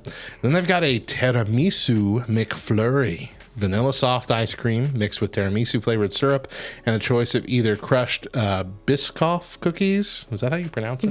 Biscoff, yep. Or crushed Oreo cookies, which, The Biscoff all the way. yeah, I feel like for tiramisu, yeah. You know, I will tell you, 4 years in Italy, to this day, I hate tiramisu. Hate it. It's disgusting. It's the worst dessert, I think, in the world. Hands down. In the world, In the world. It is disgusting. we've had a lot of nasty desserts on It this is. podcast. I can't. Eat one of these spicy bean boozles and tell me Gladly. that's... Gladly. I cannot do tiramisu. Dang, that makes me sad. It's disgusting. That makes me sad. What makes me sad is that is Italy's known dessert and not gelato. I mean, Gelato's pretty well known. yeah, but when you think Italian dessert, everybody goes tiramisu. There was 1 year when we first moved here, probably within the first 3 years of us being here, Yeah. that it was a birthday party. I'm pretty sure Kara planned it, my birthday party. And, you know, because we had moved from Italy, everybody's like, well, let's plan an Italian themed birthday party, which was great until my birthday cake came out and it was tiramisu. And I was like, this is disgusting. Worst birthday ever. Did you force yourself to eat a piece out of kindness to Kara for putting it all together for you? Like a good human? I don't know. I mean, I may have taken Suffer through a it. bite. I don't think that I ate a piece. You spread it around to look Exactly. like you ate most of it. Squish. Yep. Quickly put another plate on top. Ate it all. So good. Such a good piece of tiramisu cake. And then lastly, in Canada, Burger King's got some dill pickle flavored chicken nuggets. Okay. I'm That sounds interested. intriguing. Yeah. Because I Although- love me some fried chicken with pickles on it. Like True. Chick-fil-A. Yes. Yeah. It could be really good. It could be very good. But then I also feel like, I don't know. You might have to change up which dipping sauce you're using. Because I'm not Yeah, going to put no barbecue definitely. sauce on that. No. I mean, ranch would be good. Ranch would be all right. Ketchup even would be fine, I think. If we're going to go bottom basement. Because ketchup and pickles are good together. And Yeah, chicken and mustard. ketchup are good together. But I also feel like there's a fine line because, you know, the vinegary flavor of pickles mixing with chicken Yeah. could be really bad. No. It could be really I get extra bad. pickles in my chicken sandwich at Chick-fil-A. Yes, because I think that there's a difference in I think there's a difference in it being carbonated water flavoring and like soaked in. It's an actual part of the batter flavoring. Did you say carbonated water? Yeah, like flavoring? my LaCroix waters. It just passes by. It's not like, it's not an actual full it's not flavor. It's not like the main flavor hit. Yeah. I get it. Okay. Yeah. Kind of. That's on me. That's not on you. Oriole knows what I'm I saying. get you. I got you. Okay. Yeah. I mean, sure. But I'd be willing to try it. I would totally be willing to try it. I just think, like, my first initial thought is that sounds amazing, but then I'm like, oh wait, but it could be really bad. Could be bad. And Burger King, I don't know. They have a hit or miss record. Yeah. Recently, they've been pretty hit on the chicken stuff. So, maybe. But these better not be those 10 nuggets for $1 chicken nuggets, because I don't trust those. At a certain point, you reach too low of a price for me to trust what you're trying to feed me. That's fair. 10 nuggets for $1? Those aren't made of chicken. That's not only fair, that's wise. All right, let's take another quick break. When we come back, am I the jerk? Stick around. Do you like how I had it to where both of us get to say that line? Mm-hmm. I'm the jerk. I'm fairly certain. Am I the jerk? If you gotta ask that question, chances are you're the jerk. Ooh, all right, I gotta open up a few links here. Cause it's time for my weekly political rant. You gotta open a few Zeldas too. Zing! Whatever.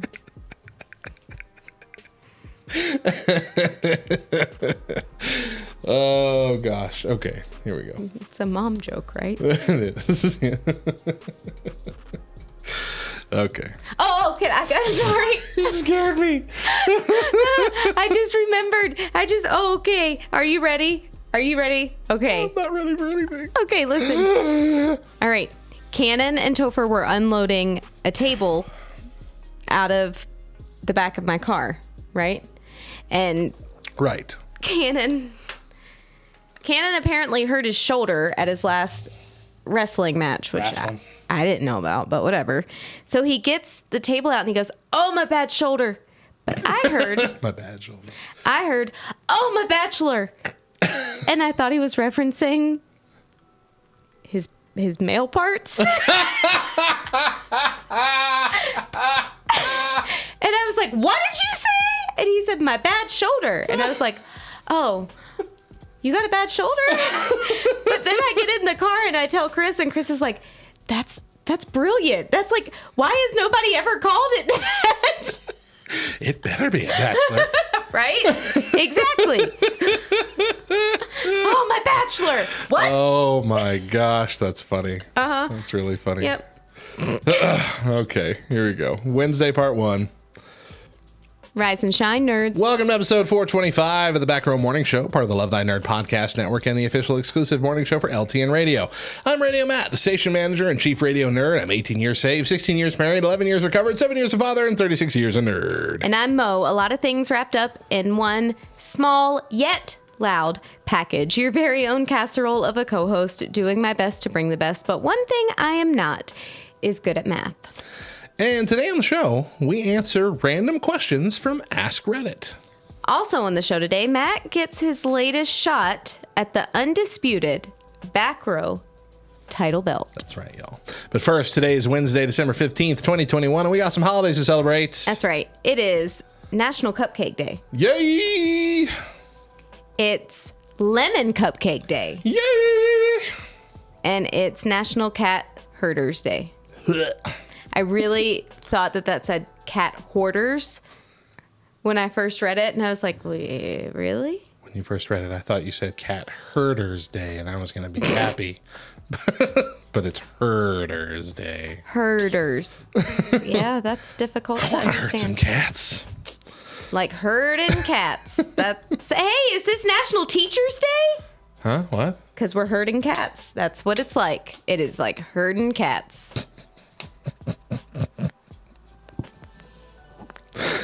I legitimately I'm not kidding.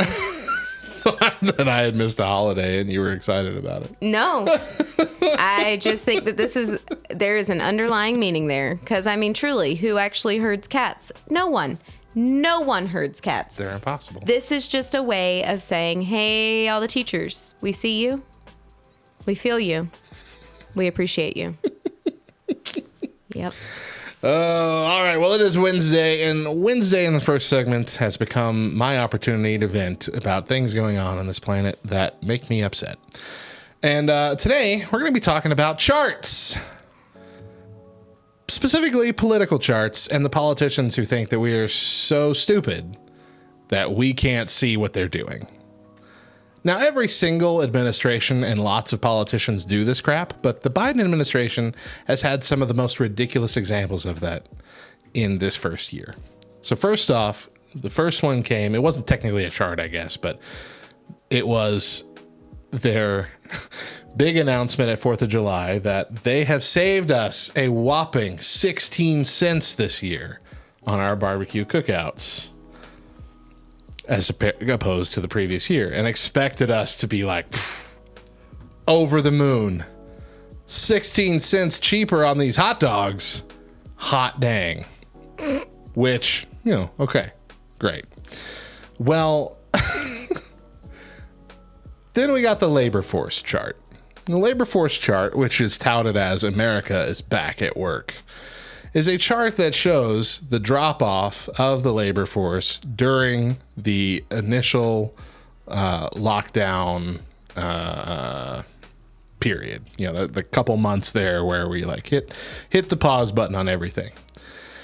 And the chart shows a good rebound of the percentage of the labor force that's at work. But it's not even up to, or maybe at best, 50% of what it was before the shutdown. And so we take 50% now here, well over a year and a half, almost 2 years past that point, and say, all right, 50% roughly, America's back at work. As if job's done. We've done our job. We've got the American workforce back at it again, when it's only half done. But this feels like it's like George Bush on that ship with the mission accomplished banner hanging over him. Like, what was it? Like 3 months after 9/11 or whatever. It was really quick, really, really quick. That's what this feels like. But they get more ridiculous. On Twitter this week, we had a trend going called Biden Boom. And the Biden Boom was about the where is it at? It's about both inflation and the jobs report. And the jobs report is saying that Joe Biden has created the most jobs by far than any other president in history. And you see this little graph that shows, Donald Trump. Shows, for some reason, it only shows Republicans. I'm just noticing that now. It doesn't have all the previous Democratic presidents on here. Anyway, it's showing Donald Trump, George W. Bush, George H.W. Bush, Ronald Reagan, and their piddly numbers. And then it shows Joe Biden having created 5,875,000 jobs in his first year as president. And while that many jobs have opened up, that's because more than that went away. And so if we're going to give him credit for all of those jobs opening up, here, that's someone actually wrote this best. Where is it at? It is like saying, dang it, I lost it. Okay. It's like saying every world leader that has allowed their country to reopen post-COVID is currently creating the most jobs ever. Because that is how many have stopped existing. It's like, all right, I'm going to keep you all home And then when I say you can go back to work, we're going to call that a new job opening, a new job existing. The inflation rate has gone down, I think, 0.0 something percent, and they're calling that a trend downward in inflation when it has gone up by more than anything since, I think, 1982. But the most ridiculous of all, and this one I'll show you, Mo, and I'm sure most of you have seen this, it's the gas price. Gas price chart. So look at this thing. If you're at home and you haven't seen this, just search the gas price chart from at DCC, which is the Democratic something, where they're thanking Joe Biden for a 2-week decrease in gas prices. And so you see this chart, and this chart has a nice little line and then a big dip where it goes down several bars on the chart, implying that the gas prices have dropped dramatically. Mm-hmm. But do you see anything weird about the price axis there, the dollars per gallon axis?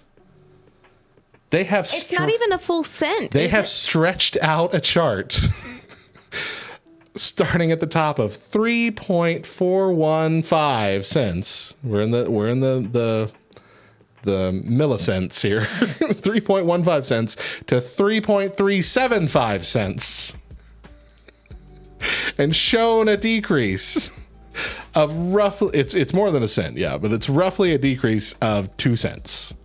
Well, and I just meant that from each. Yeah, from each thing, it's a 20th of a cent. Each line is 1/20th of 1 cent. And they tweeted this out as thanks Joe Biden, as a legitimate thing. Not as a sarcastic thanks Joe Biden, but a real one. Gas prices have gone up $1.80, I think, on average across America. And we're super excited about this 2 cent drop over the course of 2 weeks. But here's the sad part about them tweeting this out, and it's still up, and people are still retweeting it. A bunch of Democrats are retweeting it. I'm pretty sure Joe Biden's account retweeted it. But if not, most of the Democratic politicians have, is that by putting this out there, like, we've had this big rise in gas prices, and every time Joe Biden or the press secretary is asked about it, said, well, the president doesn't really have anything to do with the price of gas. That's done by all these other factors and the price of oil worldwide and production and all this, supply line, supply chain, blah, blah, blah, blah, blah. And so you can't blame Joe Biden for the prices going up. But by tweeting this and saying it's gone down 2 cents, thank you, Joe Biden. Then that implies that's that. Applying. Oh, well, wait, hold on. They can? They do control the prices now? Mm-hmm. So all this stuff has been tweeted out and hyped up as these big, big freaking deals when it's really like, it's like you have a straight A student who brings home a paper that's got a D- on it. Mm-hmm. Like, it's not an F. Mm-hmm. Check it out, everybody. It's not an F. Mm-hmm. Thanks, Mom. I expect a raise in my allowance for this not an F I brought home. When you know things could be so much better. Mm-hmm. They could be doing so much better. But they're going to tout this D- as proof that they're not failures. I mean, and again, like I said, this is not just a Democratic problem. This is just the most recent stuff that I've seen. And if Trump was still president and these were his quote unquote accomplishments, he'd likely be bragging about them too. And it would be just as stupid if he said it in the debates. Like when he said in the debates that COVID was going away before it had even hit his peak. Like, he's made those kind of dumb mistakes too. We've got to start being honest and call this stuff out, especially if it's politicians that we support that are doing it. If you go along with it and pretend like it's this big, amazing thing that they've made it out to be, you're simply being a puppet. That's the bottom line. So You're also spreading lies. yeah, he's lies. You're spreading lies. And you look dumb. Oh gosh, you go to Twitter though, and you see so many people defending this 2 cent thing, You're like, well, they're grateful because it's trending downward. 2 cents down is not Okay, a but here's the trend. thing. How much did you say it was up? It was up. It's $1.80, I think, on average. Okay, and In so some you places, said, it's up as much as $4. you said that it went down 2 cents in 2 weeks. Mm-hmm. Okay, if we're trending in a year, we're still not even going to be where we were before. It's 52 cents, people. I'm not good at math. Someone tweeted a chart that they made themselves. All right, let me inspire. You've inspired me for a for my own chart. I'm charting my weight loss since Thanksgiving, and so they started the chart. Big chart. At the very top, it's 260 pounds. And then way down at the bottom, it's 259.8 pounds in a big, sharp dropping line between Thanksgiving and today. Look at that progress. That's what it's like. So, Matt, we have a first-time chatter in Twitch making an incredibly awesome point. Incredibly awesome. I don't know how you say that name. Grafin. Grafin? Yeah, this is KY's husband, I'm almost certain. Ah, okay. They say it's like someone stealing $1,000 from you and then giving you back $500, and you thank them for giving you the money. I mean, that's what taxes are, right?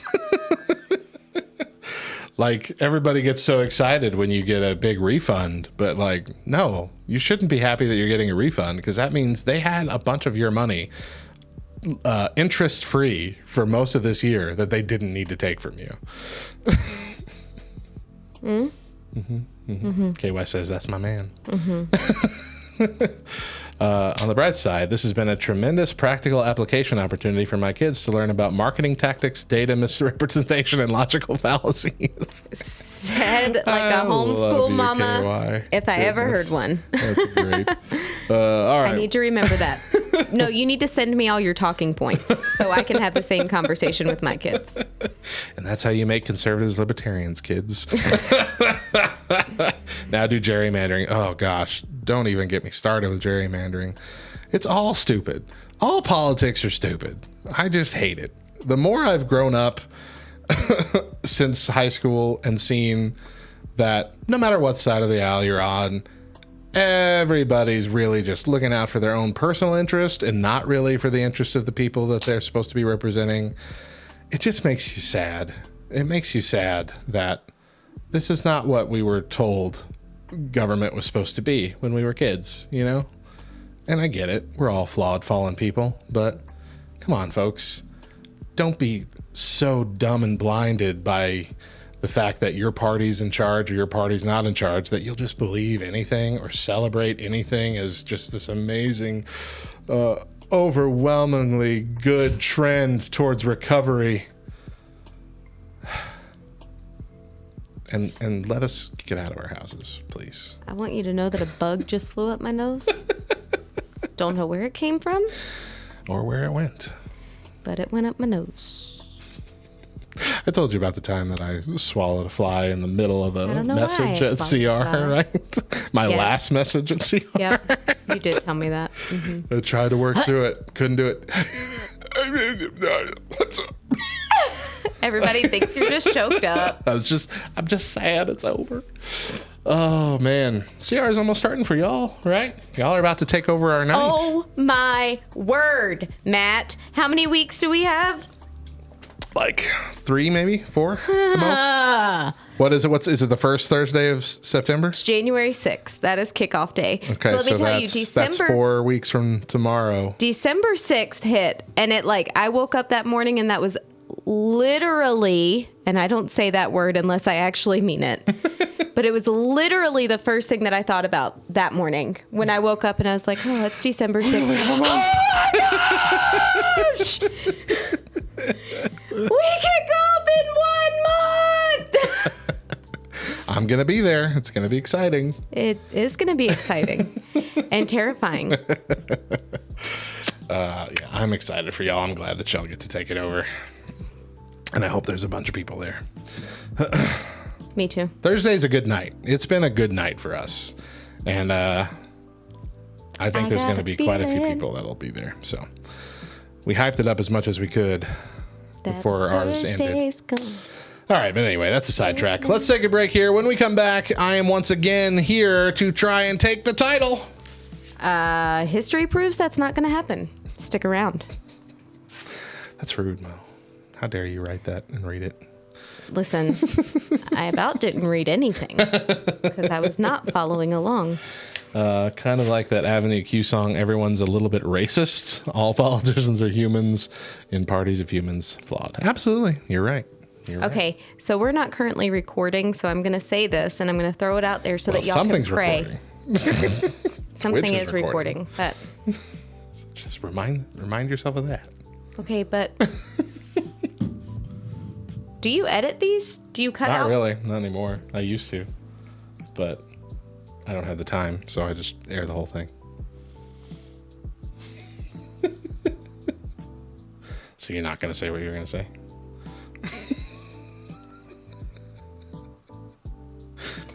I can't even tell you I'll remember to edit it if you ask me to do it now. I know. I know. Who's going to get kicked out? Why is KY getting kicked out? If we're going to I think if we're just going to start sharing all of our opinions.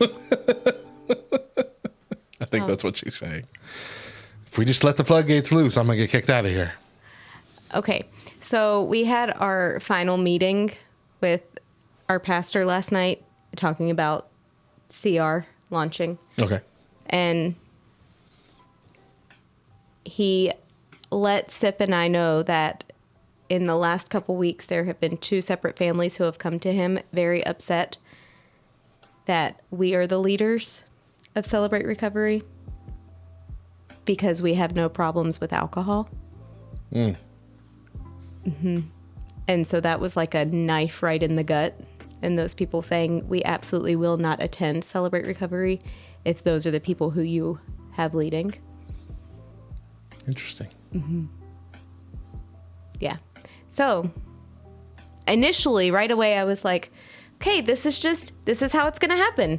If it's not, like, I would be worried if Satan wasn't trying to do something, you know? But then, of course, I slept on it, and I've thought on it all day today, and I'm like, how dare they? They know nothing about Celebrate Recovery. They know nothing about me. Who is this person? Because if they know that I have no problems with alcohol, then that means that they have to be following me on Facebook. So the only people I should really have on my Facebook are my friends, and you're obviously not my friend. So y'all can just be praying for that situation. It's all right. Not everybody's got to be on board. You do what God's telling you to do. You do you. You do. You do you, boo-boo. You boo-boo. Okay, here we go. Welcome back to the Back Row Morning Show. I'm Radio Matt. And I'm Mo. And we've changed some things up for this new season, including what we record live on Twitch. Each week we record our shows the Friday or Saturday before with our friends on twitch.tv/LTN on air. Follow us there to be notified when we go live and join our Discord at backrowdiscord.com for after the show discussion and even opportunities to be on the show yourself. I'm almost burping. There it comes. I'm sorry. Felt good. Yeah. I needed that. Before we go any further, it's time for Mo's Fact of the Day.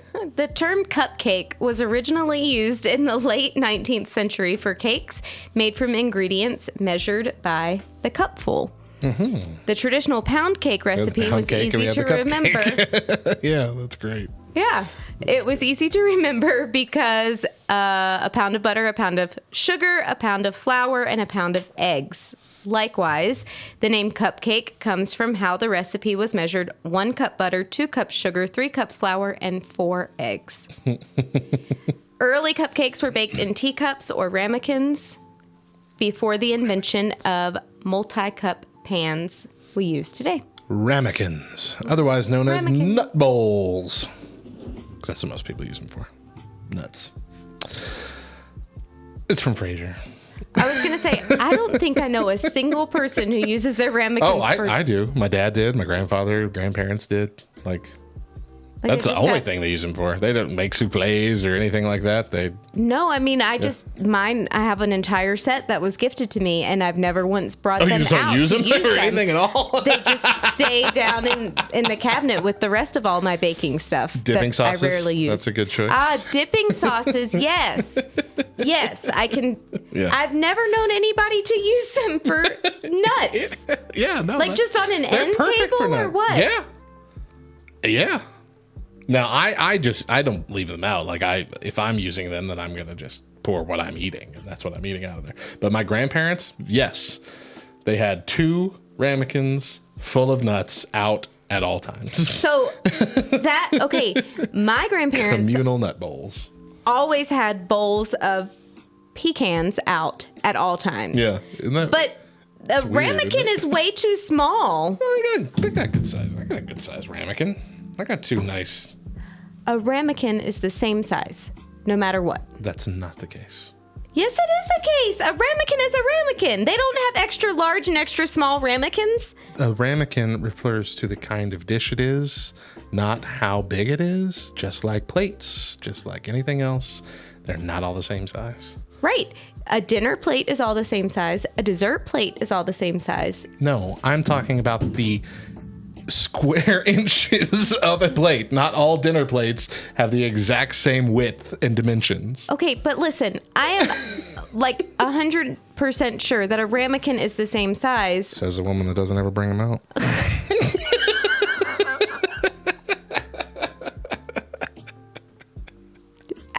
Because here's the thing. If you're going to do creme brulee, you aren't going to read in your recipe, make sure that your ramekins are the standard size ramekin and not extra large. You wouldn't need to. As long as it'll fit, as long as the ramekin will fit the amount of stuff that it's going in there, it doesn't have to fill the ramekin. No, I know it doesn't have to fill the ramekin, but So it's okay if it's a little bit bigger. no, but your recipe is going to say like makes 5 creme brulees or makes. And it still can. You know what I'm saying? They won't be as tall in the bowl. They'll still be creme brulees. My head hurts. What are we doing? I don't even know. I don't know where this conversation came from. Move along. Now that I've gotten inside of Mo's head, I'm going to try and take the belt from her because it is game time, y'all.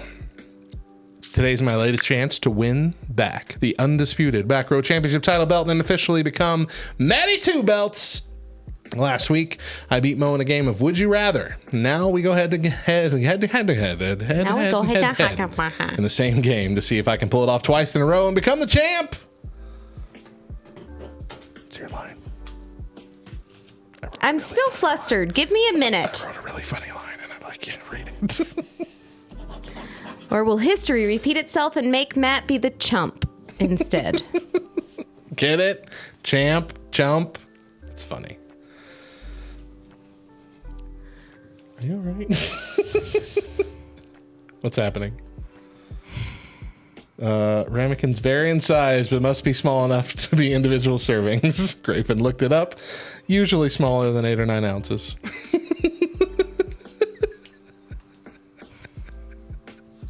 Thanks, Grafen. You got me in trouble.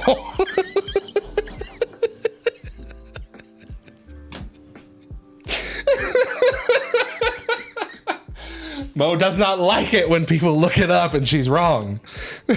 She takes it out on me.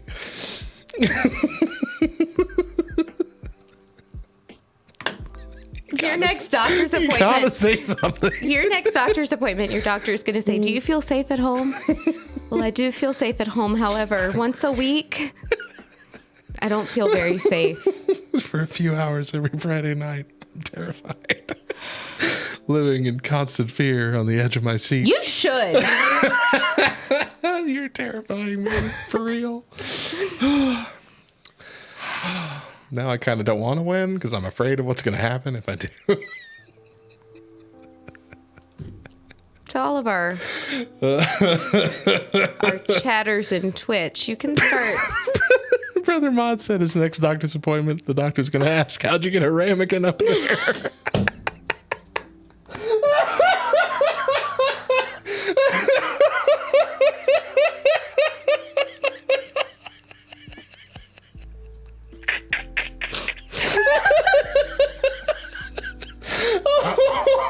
Oh my gosh. Oh man, that's funny. Oh my gosh, Brother Mod, that was funny. My work here is done. Oh, man. Oh man, that's good. Oh, my face hurts now. Man. I wanted to show them that they were all the same size. Do you want a bigger one? I didn't think so.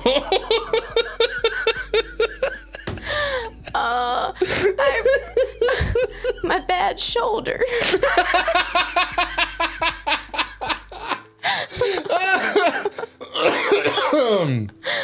Oh, that's referencing a joke that you have to watch the Twitch replay to the YouTube video to understand. Oh gosh, that's funny. Okay, we're gonna play this game now. Are we? Yeah. You can't just stall for time. All right, you want to go first, or do you want me to go first? Last week you went first, and it didn't work out well for you. It didn't work out well. Yep. Give me the question. Yep. Yep. All right. Would you rather go to dinner alone or go to the cinema alone? Go to the cinema alone. Correct. And correct. It's dark. Just People for can't real. see you. For real. People see you at dinner alone. Right. They feel bad for you. Right. They offer to pay for your meal, and you're like, no, I wanted to do this. Do you want to come sit with us? I wanted peace and quiet. There was my wife went to a work conference that happens once every 6 months in Albuquerque, and one year I went with her. And this was, I think, the year before we had Eli. I went with her, and I was going to hang out in Albuquerque all day while she's in her meetings, and then we'd have the night to go to dinner and whatnot. Mm-hmm. So I went to a restaurant called WEX, which does these just gigantic, delicious breakfasts. And I was there by myself. I'm sitting there eating this giant plate of food by myself, watching YouTube videos on my phone. And I felt very conspicuous. I'm like, everybody's staring at this lonely person sitting in the corner eating by himself, having a date with his cell phone. Hey. Go to the cinema. All right. Would you rather spend a week in the North Pole or spend a week in the Sahara Desert? And by North Pole, I'm assuming it doesn't mean With Santa? Santa's workshop, but just in the freezing cold tundra of the North Pole.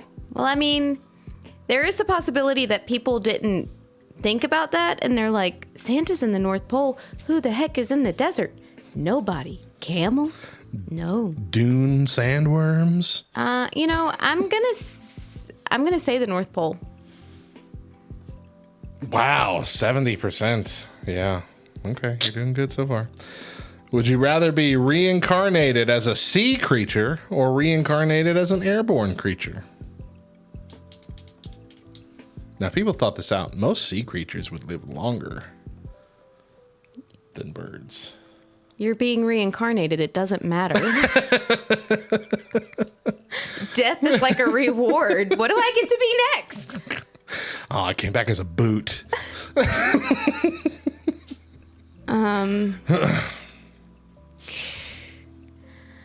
Swim or fly? Land or air? Well, water or air? Sea or air? I don't know. I'm going to say sea. Sea creature. Wrong. 67% said airborne.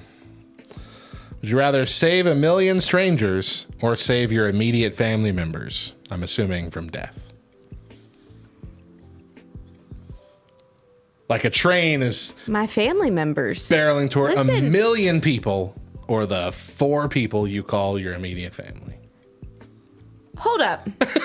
Those 1 million people are going to wish that I had saved the 4 people that I call my family, because I'm going to be such a miserable wreck when my 4 family members die. It's going to feel like death to that 1 million people. I promise. Okay. It would. Okay. So family? Yeah. Correct. 69% agree with you. Would you rather live without internet in the house of your dreams or live in your current house? So So you can be in the house with your dreams, but there's no Wi-Fi whatsoever, no internet, no nothing. So that's no Not even the streaming TV, possibility of ever having. right? No phone, no nothing, no Google Home, no Current Alexa. house. Current house, 66%. Good job. All right, that's 5 out of your 7, and I'm waiting for an ad to go away. So KY said, hope y'all are saved because my family's getting saved. Oh, well, hold up. See, but that does bring up another aspect of it.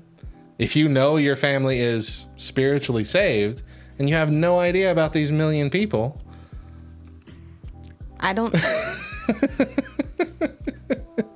Nope. We could really dive into that question. A lot of these do that to you. Really turn into philosophical things. Would you rather be bitten by a dog or stop using your smartphone for a month?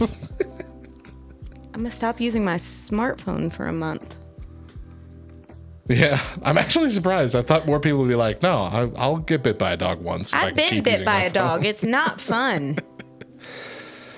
All right, last one. That's not promising. That's not promising at I all. have no idea how this one will go. Would you rather eat 15 frogs or eat 5 snakes?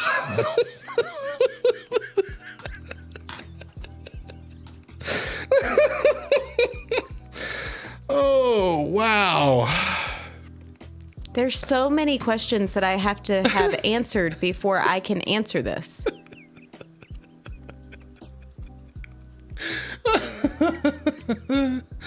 Grafin says both if I can fry them.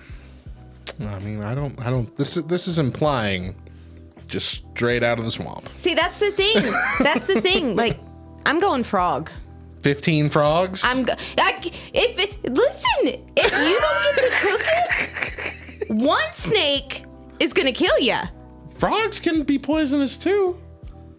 Yeah, but they can't bite you like a snake can. That's what I was thinking. Oh, like I'm thinking they're dead. You go at to least. bite the snake and the snake bites you back. I mean, the worst the frog is going to do is jump around for a little bit. Jump around. Yeah, but once you ingest it, you're dead. All right, you said frogs. Oh, 50-50. It comes down to the votes. 10, 5, 4, 7, 1. 10,005. I'm sorry. 105,471 said frogs. 105,153 said snakes. So you got it. Got it. All right, you got 6 out of 7. 400? That's a good pace. I'm disheartened at this point. I have to run the gamut to win. All right, are you ready? Yeah, I guess. Would you rather? This one's an easy one. Would you rather have a cat or have a dog? Dog. 72%. Wow. Good job, America. Would you rather win $100,000 or let your best friend win $1 million? I'll Already, give you I think $100,000. I'm going to get this wrong at this point. Man, I'd give you $100,000. I don't think you would. I would. I would. I wouldn't even think twice about it. I win $1 million and you just need $100,000. Heck yeah. You'll give me 10% of your winnings? Sure. Just right off the top? I still get 90. 900. Oh shoot! I hit something. Go ahead. Okay. Okay, friend. No? No. 51% people. You influenced 51% me. of people. I'm sorry. In that one. I just want you to know. All right, go ahead. We'll keep playing the game even though I lost. Hey, you said this in a game. lost. Yeah, you won one. I can't beat you. I mean, you only got one wrong, so I can't win. Oh, okay. Sorry. Yeah. I'll give you a different All that question. build-up. I'll let you take a it's fine. different question. That's fine. I just want you to sit there and feel bad for a little while. It's okay. Would you rather have one wish granted now or have 3 wishes granted in 10 years?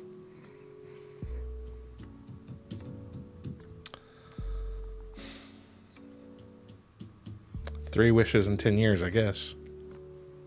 52%. Oh, that's closer than I thought. Okay. I'm not talking anymore. Would you Well, it rather doesn't matter. I've already lost. So. live without hot water for showers and baths or live without a washing machine? Say it one more time. Would My you brain rather- froze up? Would you rather live without hot water for showers or baths or live without a washing machine? Without hot water. No. Really? 61% said without a washing machine. Y'all, listen. You can take a cold shower. You'll get used to it real quick. Yeah. Real quick. Yeah. In fact, it's pretty invigorating. But if your clothes aren't clean, then you don't need to be taking a shower anyway. You're just going to be putting dirty clothes right back on. Well, Brother Mon has a good point. Laundromats do exist. So maybe that's what people are thinking. I'll just take it to a laundromat. Or maybe they just think, you know what? I'll wear my clothes one-time use, disposable clothes. But like that being said, as someone who has 3 kids and a washing machine, even with that, we can't get all the laundry done with 2 adults trying all week long. So to add in having to go to a laundromat, which I've done for many years in the past, it takes half your day at least. Yeah. No, Yeah. No. We did that while we were overseas because the washing machines are like a third of the size of an American Oh no. standard washing machine. Yeah, so a couple times a week we would go to the laundromat and Do 18 loads. yep. But we were still getting our laundry done. It was half of a day, but we got our laundry done faster than what we were going to get it done at our house in a itty bitty teeny tiny European washing machine. Yeah, that makes sense. All right. Are you rather? Would you rather be the youngest sibling or be the oldest sibling? Youngest, no doubt. Yeah. Oh, no. 52% say. Those people haven't been the youngest sibling. I mean, listen, I'm the oldest and I was going to say youngest. Yeah. So- You get spoiled. Parents don't even care anymore. Yeah, they're exhausted. I look at my sister and think, I would have been dead if I tried to do half the stuff she does. But my mom's just too tired. All right, would you rather know everything or have everything you want? Again, I feel like this is super easy. Yeah, I feel like know everything. Really? Do you disagree with me? I do disagree. You have locked in with know everything because I'm not going to Okay. whatever influence you. But know everything. The reason I said you influenced me is because you play to our friendship. It's not about you having a discussion with me. Like, I would give you $100,000. I'm like, okay, friends really do matter.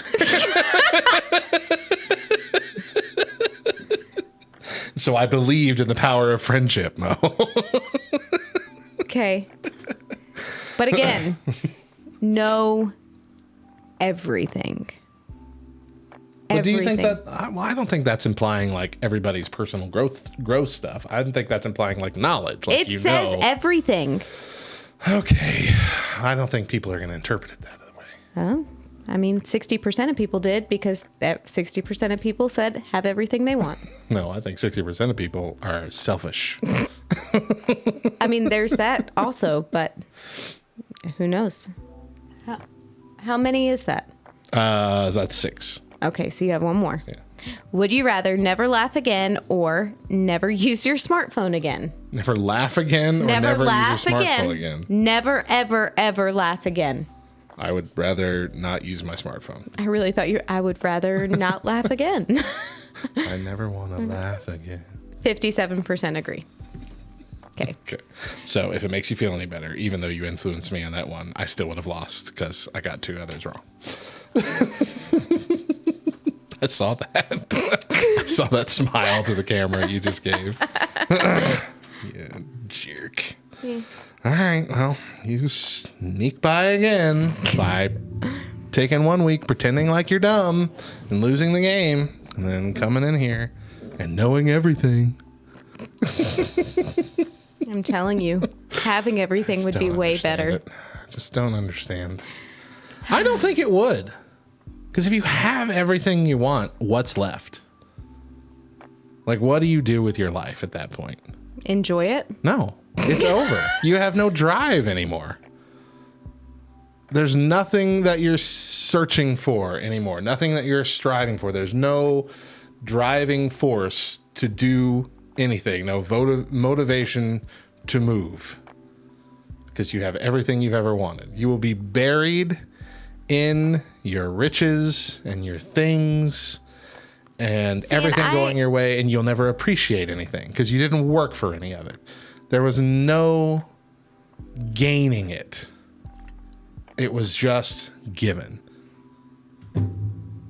Okay, first of all, the question did not say be given everything you ever want. It just said have everything. You could have worked for it to get it. But second of all, I beg to differ, because if I were to have everything, then there's not this pressure to go, to reach the next level, to be better and do more and get more. I've got it all. I can sit and enjoy. I can watch Hallmark movies and eat sugar cookies all day long. And you don't think while that enjoying eventually everything that I have. You'd come to the conclusion that your life is pointless? Did you not hear what I was going to be doing? No, I understand. Watching Hallmark movies and eating sugar cookies. That is not pointless. There is always too much of a good thing. You would come to be disgusted with yourself. Okay, That's my so then theory. what's the other side of the coin? If you know everything. I'm not saying that's any better. That's not the argument I'm making. I'm just saying that that's what I thought would be better than having everything. Because at least knowing everything, you could still like do something with it. You'd still have goals. You'd still have things you could work towards. But having everything, you're done. Life's over for you. All Sit right. there and be rich. So I'm going to use Topher as an example real quick, okay? Because, he was on the esports team. He is on the esports team. They went to the semifinals. Yeah. Okay. I heard. Did really great. And then they're playing in their game. Topher wins both of his matches. His teammate goes up against the person he's going up against from the other school. He loses his first match. Okay. And Topher, who has only lost in his entirety of being on this team, has only lost one game. Topher talks to his teammate and says, hey, listen, this is what they're doing. This is what you're doing. Switch it up. Do this instead. You'll win this next round. Guy doesn't listen to him. He loses. Same thing happens with his next teammate. Okay, so they end up losing. They're not going on, right? Topher comes home and he's like, why don't they listen to me? I'm not being rude. I'm not being arrogant, but I know. And I proved that I knew. Because I won. Why aren't they listening to me? So how often would that happen on a regular basis, that you know everything and you know everything and you try to share that knowledge with other people, but they're like, psh, whatever, Matt. And you're like, no, listen to me. I know. That would be more frustrating than not having quote unquote motivation to get up and do anything because you already have everything. I don't think so, because I still think that would be the driving force to continue on. To continue to seek out people that are willing to learn, that are willing to change, that are willing to grow and use your wisdom to grow. I've never realized how different we are until this week. At least in this instance, yeah.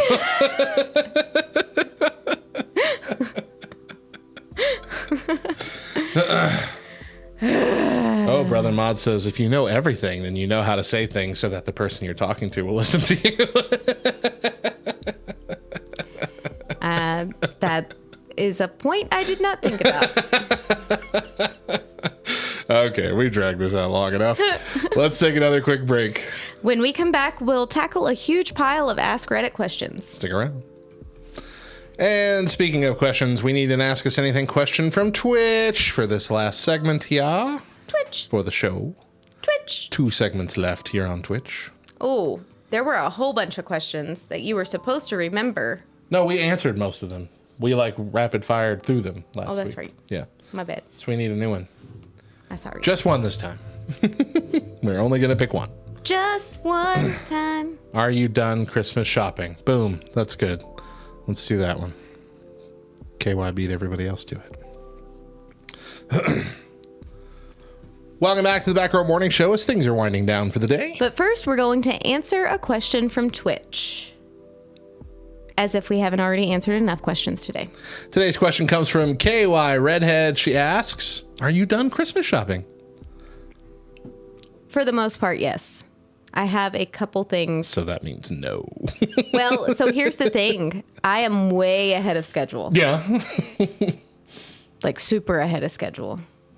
I actually had a friend, our mutual friend Tamra, the other day, Wednesday night at church was like, I haven't even started Christmas shopping yet. And I looked at her and I was like, do you remember the year of the stomach virus at Highland? Like, that's the year that Chris and I realized you cannot wait. No. Because you never know what's going to happen. And your kids might wake up on Christmas morning without presents under the tree. And you have to say, sorry, guys, we got sick. I puked on all your gifts. No, I agree totally. Deidre and I every year start Christmas shopping at the end of October because that's when she gets her bonus that we use for Christmas. So we're like, let's get this done now so we don't accidentally spend that on something else. That's fair. And so usually by mid-November, 90% of our Christmas shopping is done. And as of this point, like literally the only thing we have left to buy is like stocking stuff, and that stuff we do towards closer to time anyway. So I'd say yes, we're done. I have all the stockings done. Stockings are my favorite thing to buy for. I hate buying for stockings. Oh, I love buying for stockings. I never know what to put in them. It's always... Especially like for my wife's stocking. Do you need help? It gets harder every year. No, I know generally what she wants. See, so here's the thing. There are 2 kinds of people in the world.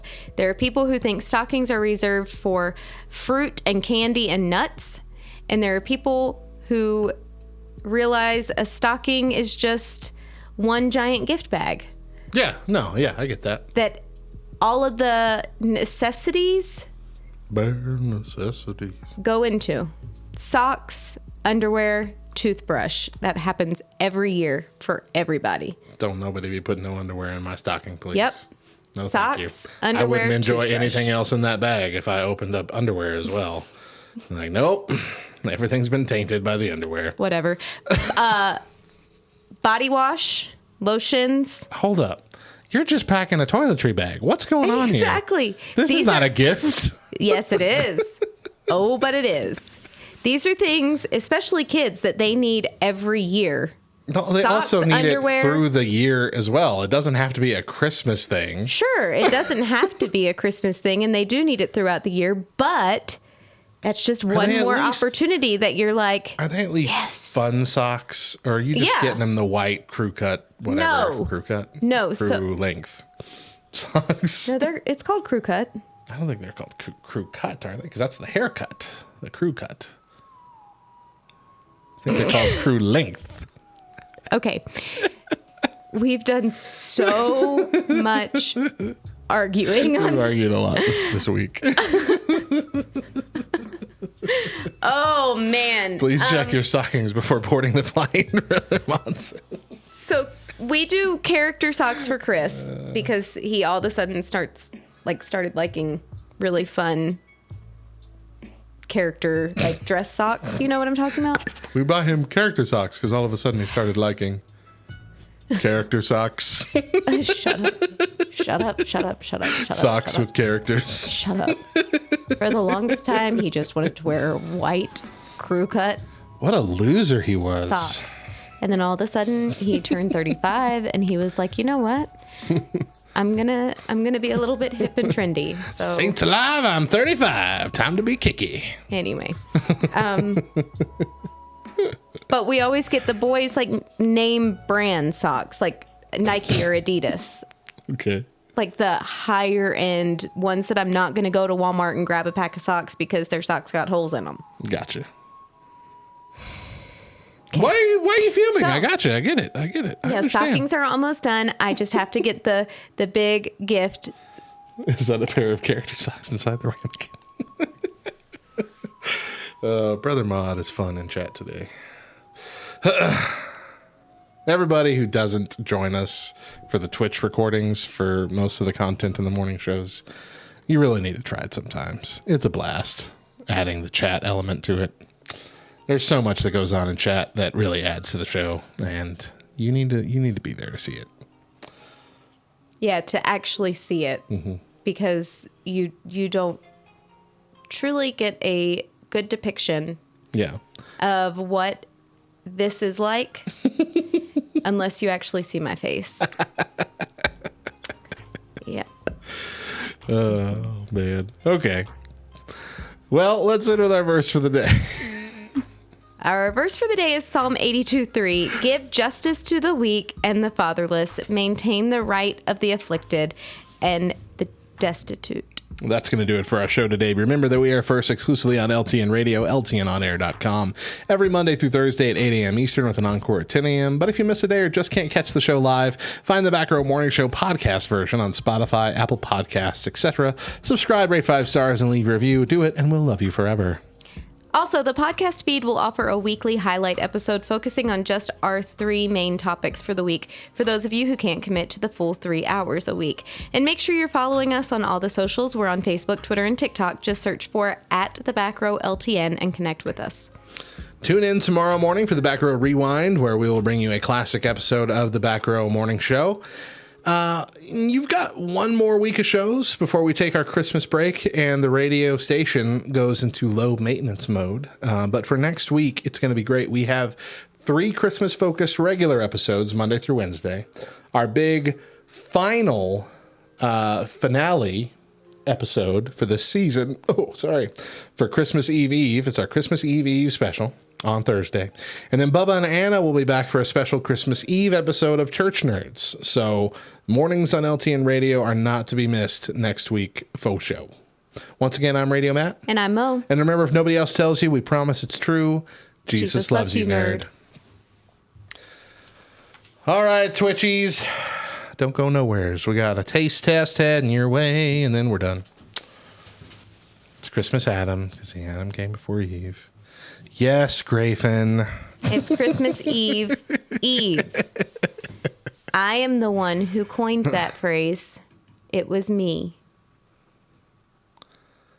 It was me. You know that, right? I've argued with you enough, so I'm going to take it at face value. Yes, Mo did this. I did. It was Mo and only Mo came up with Christmas Eve. Hold on. So we always had our friend Christmas get together either on Christmas Eve, the 23rd, or we did second Christmas, which was anytime after the 25th. Do you remember? Yes. And I was the one who named it Christmas Eve. You're right. I didn't hear it from anywhere. I just came up with it off the top of my head because I'm that genius. You're reminding me of an Office reference that I can't give you because you didn't watch The Office. He was talking about how smart he was because one day when he was a kid, he imagined in his head a unicorn. And he'd never heard of a unicorn. He'd never seen a unicorn, but he had imagined a horse. With The one stick coming out its head. Are you ready for this taste test? I am ready. What do we got? I'm glad I didn't buy these because I almost did. I told for you our not Christmas chocolate. stuff. But this isn't chocolate. There's no chocolate in this. I mean, that's fair. That is fair. Okay. All right, Reese's Big Cup peanut brittle flavored, and so it's like peanut brittle flavored cream with crunchy peanut butter. So there's no brittle in the inside of it. It's got peanuts in it. Mm-hmm. I don't know how I feel about that. It had brittle inside of it. Now it's just nuts.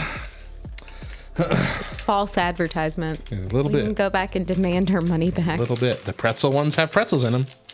The chip ones have chips in them. That's all I'm saying. If you're going to call it peanut brittle, it should have some peanut brittle in it. Am I wrong? You're not wrong. All right. This, though, it reminds me of my dad's fudge. It kind of does I will look like say that. fudge, yeah. Even looking in the picture, I was like, hey, that looks like my dad's fudge. Oh, Yeah, that's peanut. that's a brittle flavor for show. I like the smell of that. It's very caramely. Yeah. Almost a coffee scent, a little bit. The heavy cream there. Listen, Matt, What? there's going to come a time where we're going to have a total spin-off show. You realize that, right? Matt and Mo Eats. Like, we have taken our taste testing from, all right, let's taste it, to Good, gross. I'm done. Every time now. Have you noticed What are it? these flavors? Yeah. Notes of cinnamon and parsnip.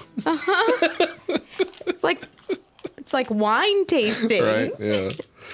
Oh, man. Yep. Okay. Let's go. You're not wrong. And I bet it would be entertaining. Oh, did you smell it after you? Wow. I'm ready for it to let me down. We've done this so many times where the thing smells really, really good. It's true. And I think the first one that really let me down was last year at Christmas when we tried the cherry cordial snack cake for the first time. They're like, this smells amazing. We were both so They're excited. like, this is the most garbage snack cake I've ever tasted. Are you ready? Yes. That's a big bite. Mm-hmm.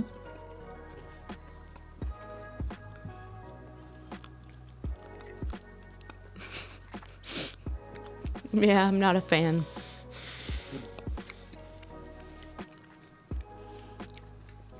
This tastes like something else I've had, not peanut brittle. It tastes like fudge to me, but very thick, like dry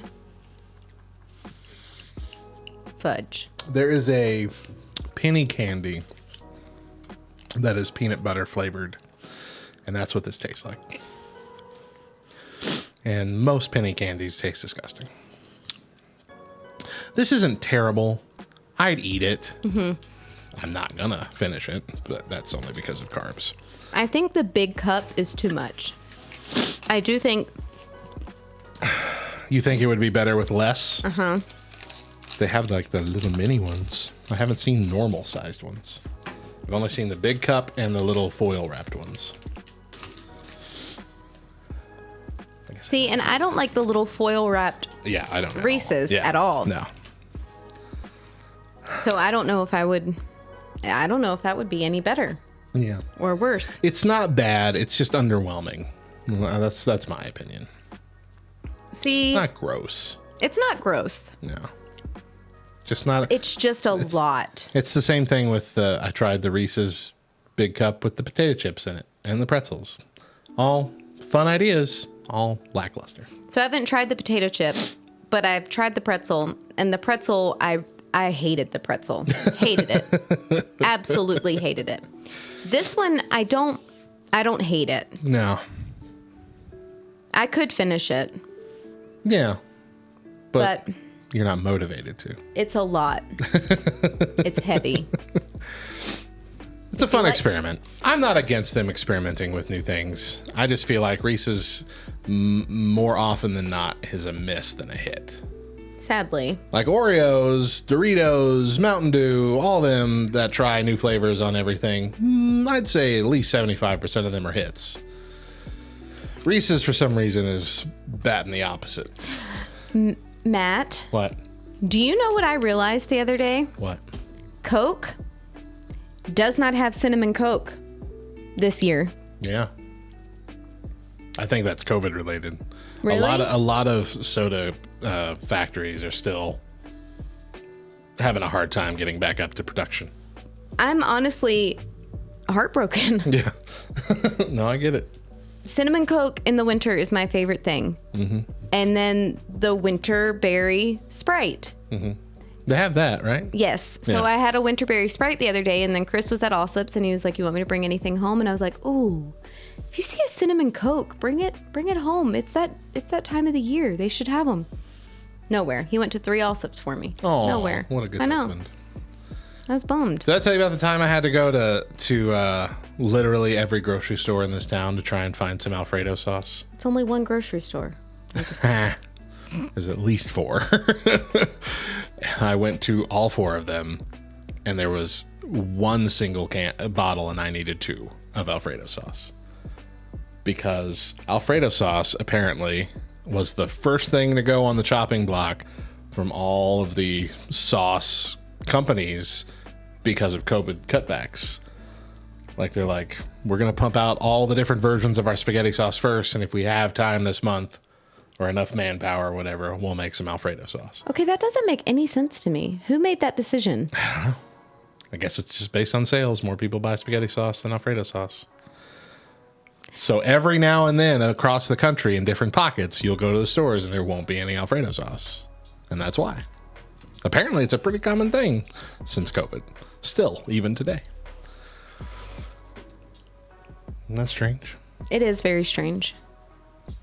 Anyway, we've dragged on the show long enough. Thank you guys so much for being with us tonight. Let's see who is on air for us to kick it to. If you stick through the raid, you'll get a few extra channel points here. 250, I believe, is the going rate. So we are going to dump you on. That sounded awful. We're going to go to Jate. Jate Live.